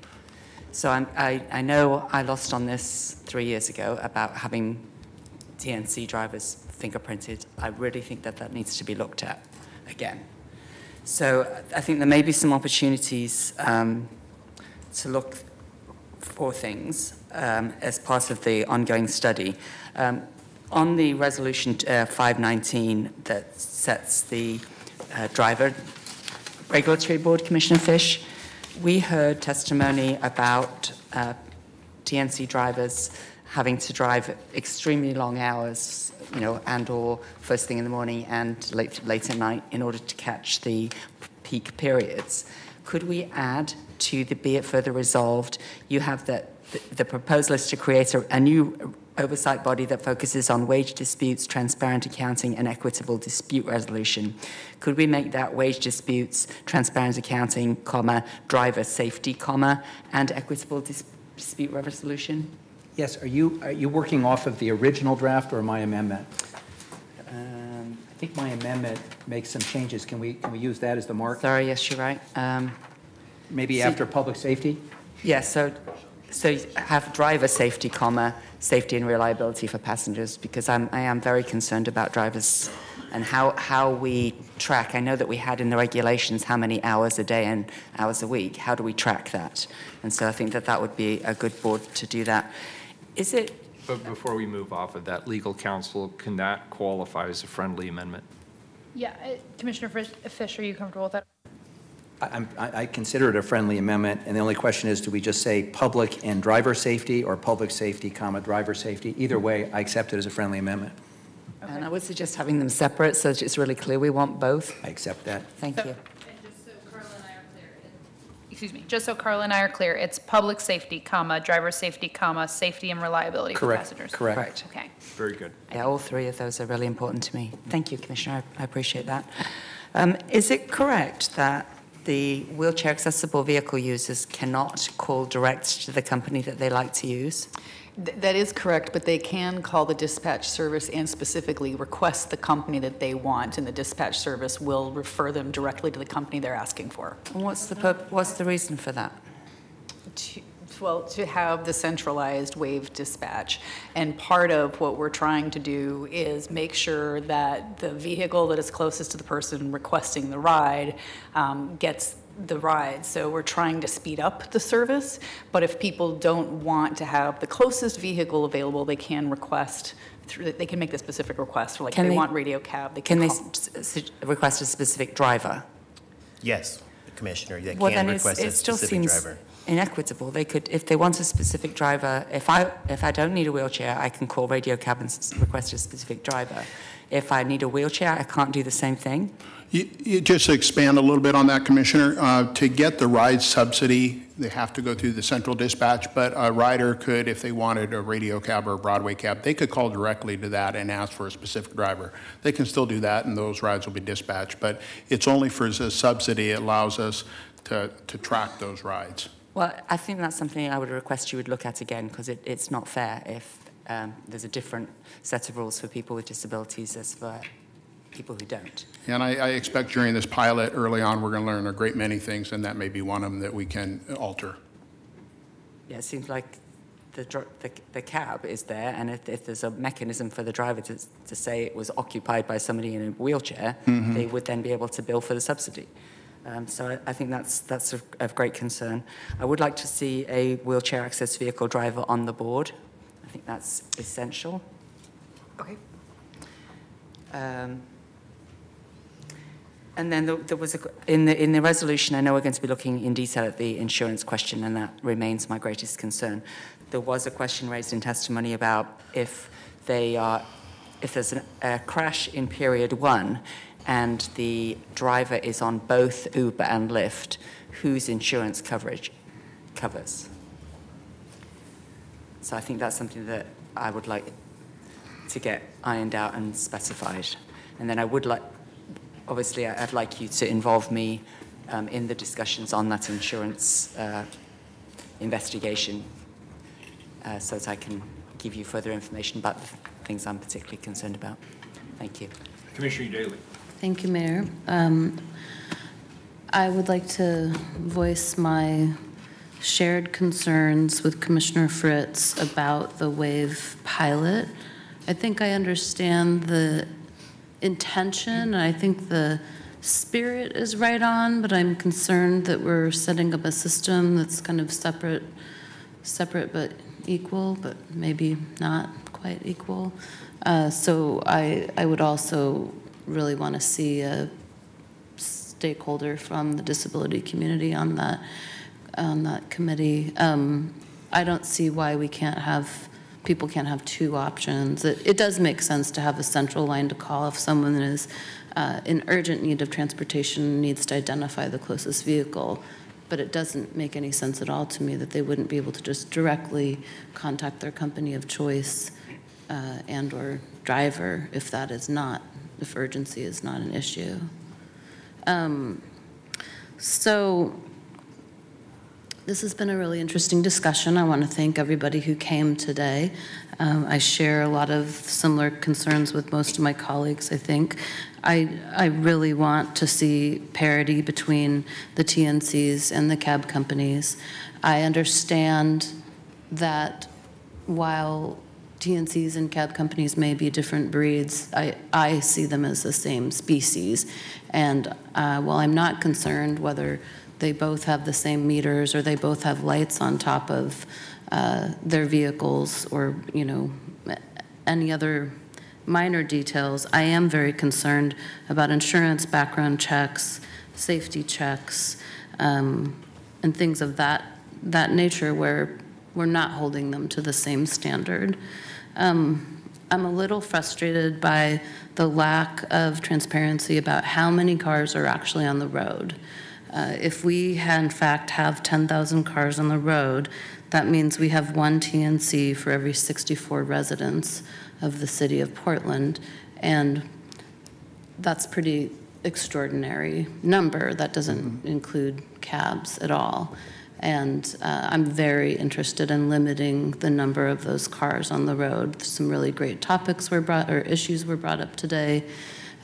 Number one, it's undoubtedly creating congestion in our city.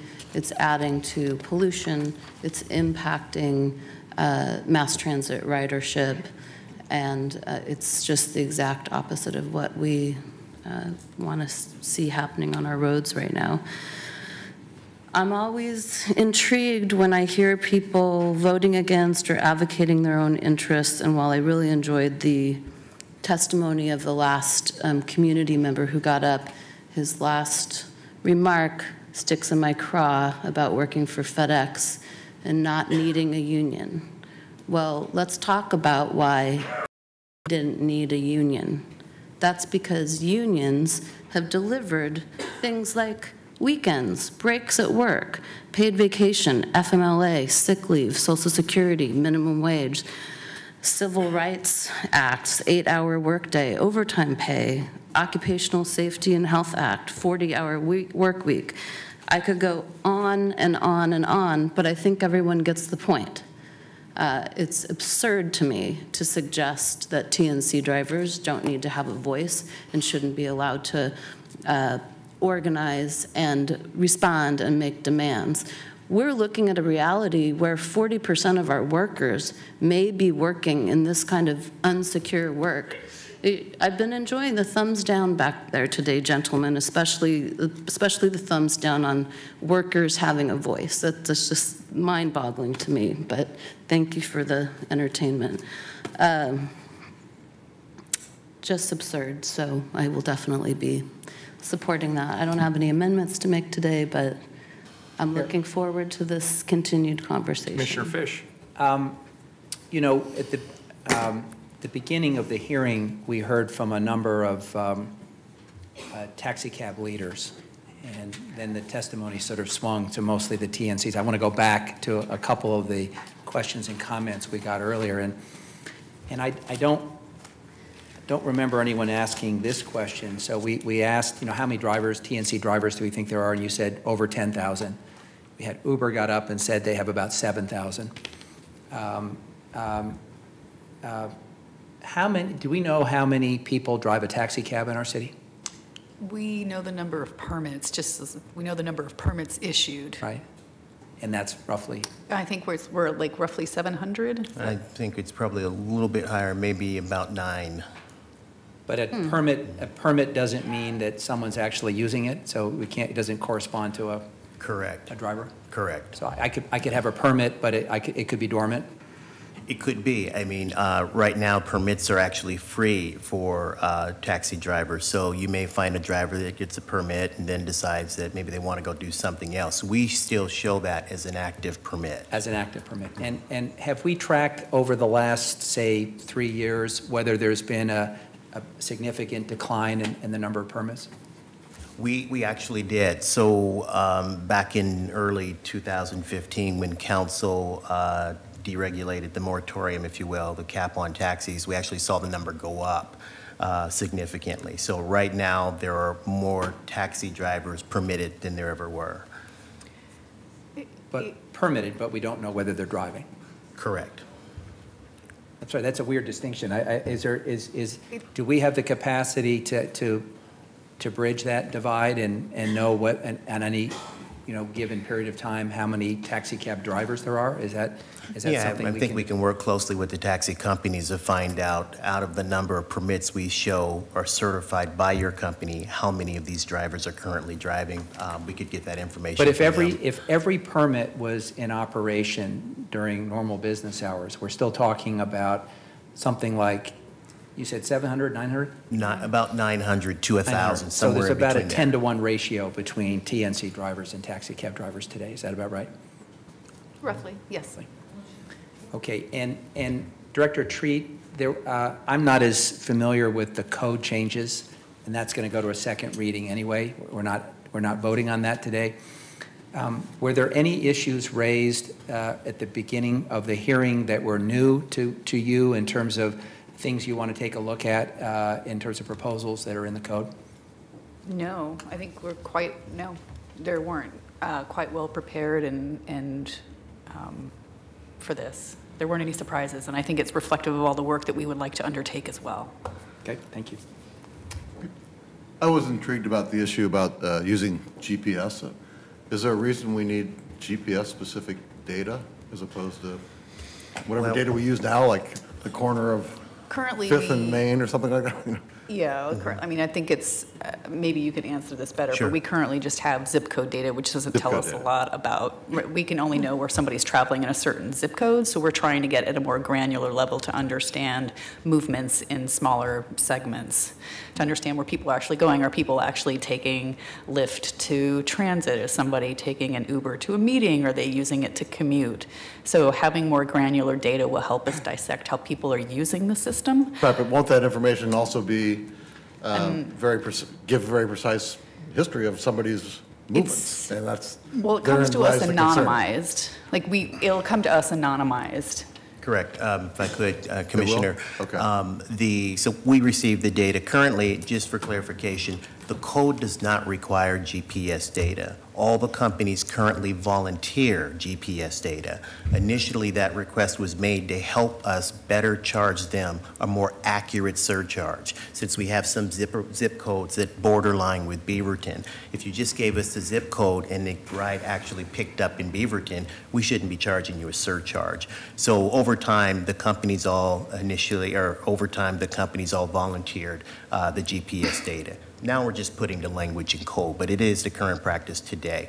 So could I ask a clarification, Commissioner Saltzman, on your line of questioning? I feel like I'm hearing two slightly different things. Is the data that we get and that we are stewards of and that we are to protect, is it anonymous data or is it coming in specifically to individual users? That is correct. It is anonymized. So we do not know who it is, who the passenger is. We don't even know who the driver is. If there is a data breach, it is your belief that the data could not be tracked back to an individual user. Is that correct or not correct? that the data that we If have there's a city could data not. breach, The city data. The city data could I'm not be not tracked talking back, about correct. Uber or Lyft or anybody else's data. I'm talking about once we are the stewards of that data, it is already disaggregated from the individual user level. Is that correct? Correct. Thank you. But so the other kind of data breach that might occur is the data that Uber or Lyft has about their customers. And when there's a data breach of that firewall, then someone could improperly obtain information that might otherwise be protected by federal privacy laws. On Uber's system? Yes, yes. I wouldn't know how to respond to that question, as I don't understand the security. Well, we know that's there was a built into data the system, breach but at yes. one of them, so, I mean. Sure. And I have to say, this is one of the things about the new world of technology that I loathe, is the complete absence of privacy that we have. And I'll just give you one example. I mean, I've been very public with my battle with cancer, and from time to time, I will Google information about cancer, treatments, data, because I'd like to be better informed. Almost invariably, within the next week, I get unsolicited emails offering me discounts on burial insurance and other kinds of things. And it is just mind-boggling, the lack of privacy and that we now take for granted. And those kinds of things, to me, are very disheartening. And if I could just add one more thing to that, I don't know if Commissioner Saltzman, if I interrupted your line of questioning here. This is the second time today in the context of two completely separate conversations in two separate council sessions that we've had this data conversation. We had somebody this morning testify around data stewardship and transparency and all that. On one hand, there's the protection of critical data about our residents, and as I'm sure we're all aware, the city of Portland is a frequent target of cyber attacks to try and gain access to the data that we do have and that we do collect. So that's one concern. The other is the reality that we can no longer really protect data. We have an obligation as a public entity to be transparent and accountable to the public, and therefore people can request data. And sometimes it is clear that we can protect that data, sometimes it is less clear that we can protect that data, and sometimes we think we can protect the data, but in reality we cannot protect the data. And that's up to the courts to decide, and we comply. And so we have our Office of Community Technology that's looking at this larger question of data in the modern world and our obligations as stewards, our obligations around transparency and accountability, and how we manage that data. And it's certainly coming up in other contexts. You know, the whole conversation around body-worn cameras in the police bureau is really a question about data accountability, who gets to manage the data, how is it managed, and what is disseminated when and under what circumstances. So I hope this conversation around data management becomes part of the larger conversation we're having with the Office of Community Technology and all the bureaus around the appropriate stewardship standards for data. And I was really appreciative of the people who today testified on that subject, because it's a very hot, very pertinent, very timely subject. Commissioner Fritz, Commissioner Daly? Very good. All right, Commissioner Fish. Mayor, I would, since it's late in the day and we have an ordinance and two resolutions, I would just move to a vote the amendments to item 519. Let's do it in order, please. First of all, item 518, this is the first reading of a non-emergency ordinance. It moves to second reading as amended. Next item is item 519. We'll call the roll on the Fish amendment. Please call the roll. Fish? Aye. Saltzman? Aye. Udaly? Aye. Fritz? Aye.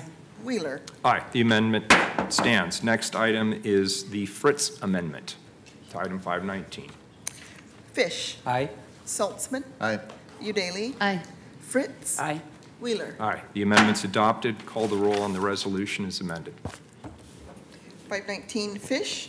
First, I want to thank Commissioner Saltzman for bringing the ordinance and the two resolutions forward today. I want to thank PBOT staff for their outstanding presentation, and I want to thank the public for taking time to come and testify today and to share their perspective on this. And I appreciate my colleagues and Commissioner Saltzman accepting the proposed amendments to the resolution. I've listened very carefully today to the testimony, which I thought was, in the main, very thoughtful. And the principal argument that I have heard for why we should not consider having some kind of TNC regulatory body or wage board or whatever you want to call it is that a number of current TNC drivers could not imagine a circumstance in which they would need to use it. And I appreciate that. And I actually think that's a fair argument to make. And if they believe it's either unnecessary or redundant, that's as good as any reason to oppose a new body of this kind. I think there's a compelling reason for us to embrace this idea and be a national leader around this concept, because I'm persuaded that TNC drivers do not have a meaningful voice in the workplace. And, you know, I heard a couple of people testify that they heard in the distance the drumbeat of labor here, and as if that were to discredit this movement. I want to be very transparent about how I came to this position. I have been approached by TNC drivers. I have talked to local labor organizations. I have talked to community advocacy groups. I have done some homework, and I've read a lot of materials about similar movements in other cities. And I actually would be very proud to live in a city that was the first city to establish a board of this kind that gave TNC drivers a chance to voice their concerns. We have a very clear policy at the City of Portland, which is strict neutrality in labor matters. We are opposed to people putting unnecessary or illegal barriers in the way of employee choice. But beyond that, we respect the right of employees and workers to decide if they want to be represented and by whom. And it would be entirely inappropriate for the City of Portland to become directly involved in those kinds of movements. At the same time, what I have learned in my research is that TNC drivers really do fall into a gray area, and it's an area that I call legal limbo.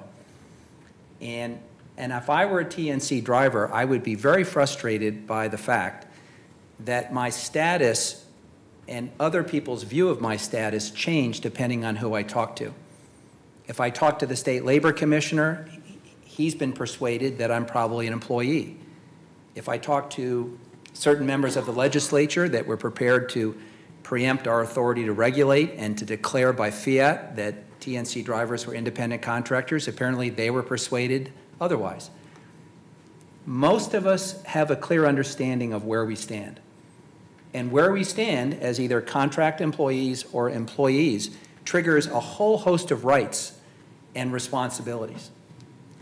But I think it is a little unfair to criticize people who ask for a place to have justice done, to criticize them by claiming that, well, this question has been decided. As far as I can tell, the question of the status of TNC drivers has not been decided. And I don't think I would be as committed to this cause if that issue had been clearly resolved one way or another. I thought Commissioner Udaley made a very eloquent point earlier when she talked about the benefits of the labor movement, but by implication, she also talked about the benefits of being an employee in our economy. Employees have substantial rights. They have places they can go to get recourse and exercise those rights. They get payroll taxes paid for by their employer. They have places they can go if they have wage disputes. They can go to court. They can do many things. A unique feature of contract labor in this country is that systematically contract labor is seeing their rights diminished. And systematically, justice is in the form of a private arbitration done out of public airing where the deck is stacked against that individual. And I have to say, I want to compliment Uber and Lyft for what we've been reading in the last few days, where at the national level they've reversed course and announced that particularly women who've brought forth claims in a class action of sexual assault and violence in the workplace in this setting, they're no longer going to require that those claims go to arbitration. Instead, it appears that they're both recognizing the importance of having those claims aired in a public courtroom. Well, I believe that TNC drivers deserve a voice in the workplace. I think the kind of body that we are contemplating here is pretty modest, but it is an opportunity to have those claims heard. I have great confidence that PBOT is going to come back with a workable solution. We appear to have the funding so that there won't be any general fund hit. And I commit, as a member of the council, to working with my colleagues to make this work. Aye. Saltzman? Well, I want to thank Bureau of Transportation personnel and leaders who have worked on these issues for some 3 years now, and our private advisory committee for transportation, or private for hire committee, for the hard work they do on wrestling with all these issues and putting forward recommendations that we are considering or will be considering next week at the second reading, but also today in these resolutions. And everybody who showed up today. I mean, it's you've provided us with a very host of great perspectives on an industry that, as I said in my opening remarks, 3 years ago wasn't even here. So and they were barely, go back 8 years and almost, there were no TNCs maybe 10 years ago. So it's really, it's had a transformative effect, and we've obviously heard the positive and the negative effects. I do think that, on balance, and when I supported this 3 years ago, there's been a lot of, people like the flexibility of TNCs. And I think people, including myself, I respect taxis, and taxis are still my first mode of choice. In fact, I don't even have an agreement with TNCs. So it's taxis or walking for me when I need other transit. But I do think that the TNCs cater to a certain type of individual who really likes that, either working for it, they like primarily part-time being able. I remember hearing from a lot of working mothers when we were considering this 3 years ago, how much this meant for them to be able to supplement their family's income by working for Uber or Lyft. So there's just a lot of different perspectives people bring to this issue, and I respect all of them. And my job here is to try to sort through all this and make sure we have good policy that protects our customers and protects our residents and our visitors to our city. And I think really everybody's meeting the mark of that. And I was really inspired by a lot of the pride the drivers showed in the video, but also here today about the pride they have being the representative for the city of Portland to many people from out of town.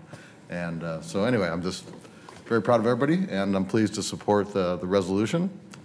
Aye. Udaley. Well, thank you to my colleagues and thank you to city staff. Even though this has only been 3 years, there's certainly a mountain of information and history to work through in order to gain a working understanding of where we're at today. All I'd like to add is that corporations do a great job looking out for their own interests and the interests of their investors.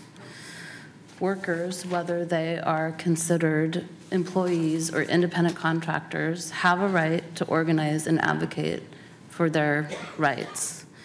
And it's our duty as elected representatives to look out for their rights as well as that of the public and as the safety of the environment. So I'll just say once again, if you enjoy things like 8-hour work days, 40-hour work weeks, which I'd like to add, we don't. We're actually not protected by those kinds of laws. Sick pay, vacation, et cetera. Don't forget to thank a union, whether you're a member of one or not. Aye. Fritz. Well, it seems like yesterday and forever. That was 3 years ago. And thank you to those of you who are back again, the many here who were part of those discussions. And it seems like many of the both hopes and fears from 3 years ago have in fact been realized. There are many people who enjoy driving for TNCs, who find it, for multiple reasons, the best thing ever. And yet we have now heard from TNC drivers that they can't make a living and that the wages are subject to whatever Uber and Lyft decide. And you don't put your thumb down at me. That's what we heard today. I'm reflecting what I heard. So whether you agree with this or not, that is a fact that we heard that for some people, this is not working out. We heard from taxi drivers that they would go out of business, and we've heard that some have. We heard that there would be more opportunity for more taxi permits, and there have. So I think that the jury's still out on who is really benefiting, and obviously one of my concerns is the City of Portland a net winner or loser on the business taxes. That's a big part of our economy. I think in a true Portland fashion, the big winners are the pedicabs, because 3 years ago, we kind of forgot about the pedicabs and the people-powered vehicles, and now we've got a big bus representative who's a prominent support person on the board, so yay for that, and I'm glad that that's not being forgotten. Commissioner Fish, thank you for bringing the driver board proposal forward. I wholeheartedly endorse it. Commissioner Saltzman, thank you for being willing to look at the insurance issue in particular again, and I'm glad that we're able to get that done while you're still in office. I hope we get to vote on it while you're still in office. It remains one of my big concerns. I would have to say I'm thankful that we haven't had a disaster here. We haven't had a bad crash. We haven't had, to my knowledge, an assault or a failure of a background check, and that is a good thing. And let's not continue to count on our luck. Let's make sure that we don't. So that is I'm glad we're taking another look at that, because it certainly needs improvement. I'm disappointed that the wheelchair access vehicle program is not yet not yet happening. That's a very long time, and so I'm glad that we've had the money come in. I want to make sure that it's actually easier for people who use wheelchairs to choose the way they want to access that, and it's easier and rewarding for any driver who wants to provide that service to get that premium pay for providing that service. And so I know that that is shared by the Bureau of Transportation. Director Leah Treat, thank you for your diligent work on this the entire time, and I thank you for your service to the City of Portland and, of course, your team as well. Aye. Wheeler. Well, I tipped my hand right at the beginning of this conversation. I cannot outdo my colleagues in terms of their eloquence. I want to be sure I say this. I want to thank everybody who stuck it out for 3.5 hours this afternoon and testified. There's a lot of great insight that people in this community have on all sides of this issue. The liability issue is very important. The insurance issue is very important. I think is entirely appropriate and desirable for us to create this forum for the people who are engaged personally in this industry to be able to provide information and advise us on the path forward. We do this in a whole host of other contexts. I don't see any reason why this should be any different. I wholeheartedly support the resolution. I vote aye. The resolution is adopted as amended. Please call item 520. Fish. Aye. Saltzman. I wanted to thank Matt Grum of my office and Tia Williams also, who was formerly on my staff, for all their hard work. And as I already commented, the people at PBOT who do a great job every day. Aye. Udaley. Aye. Fritz. Aye. Wheeler. Thank you, everybody. I vote aye. The resolution is adopted, and we are adjourned. Good job. Thank you.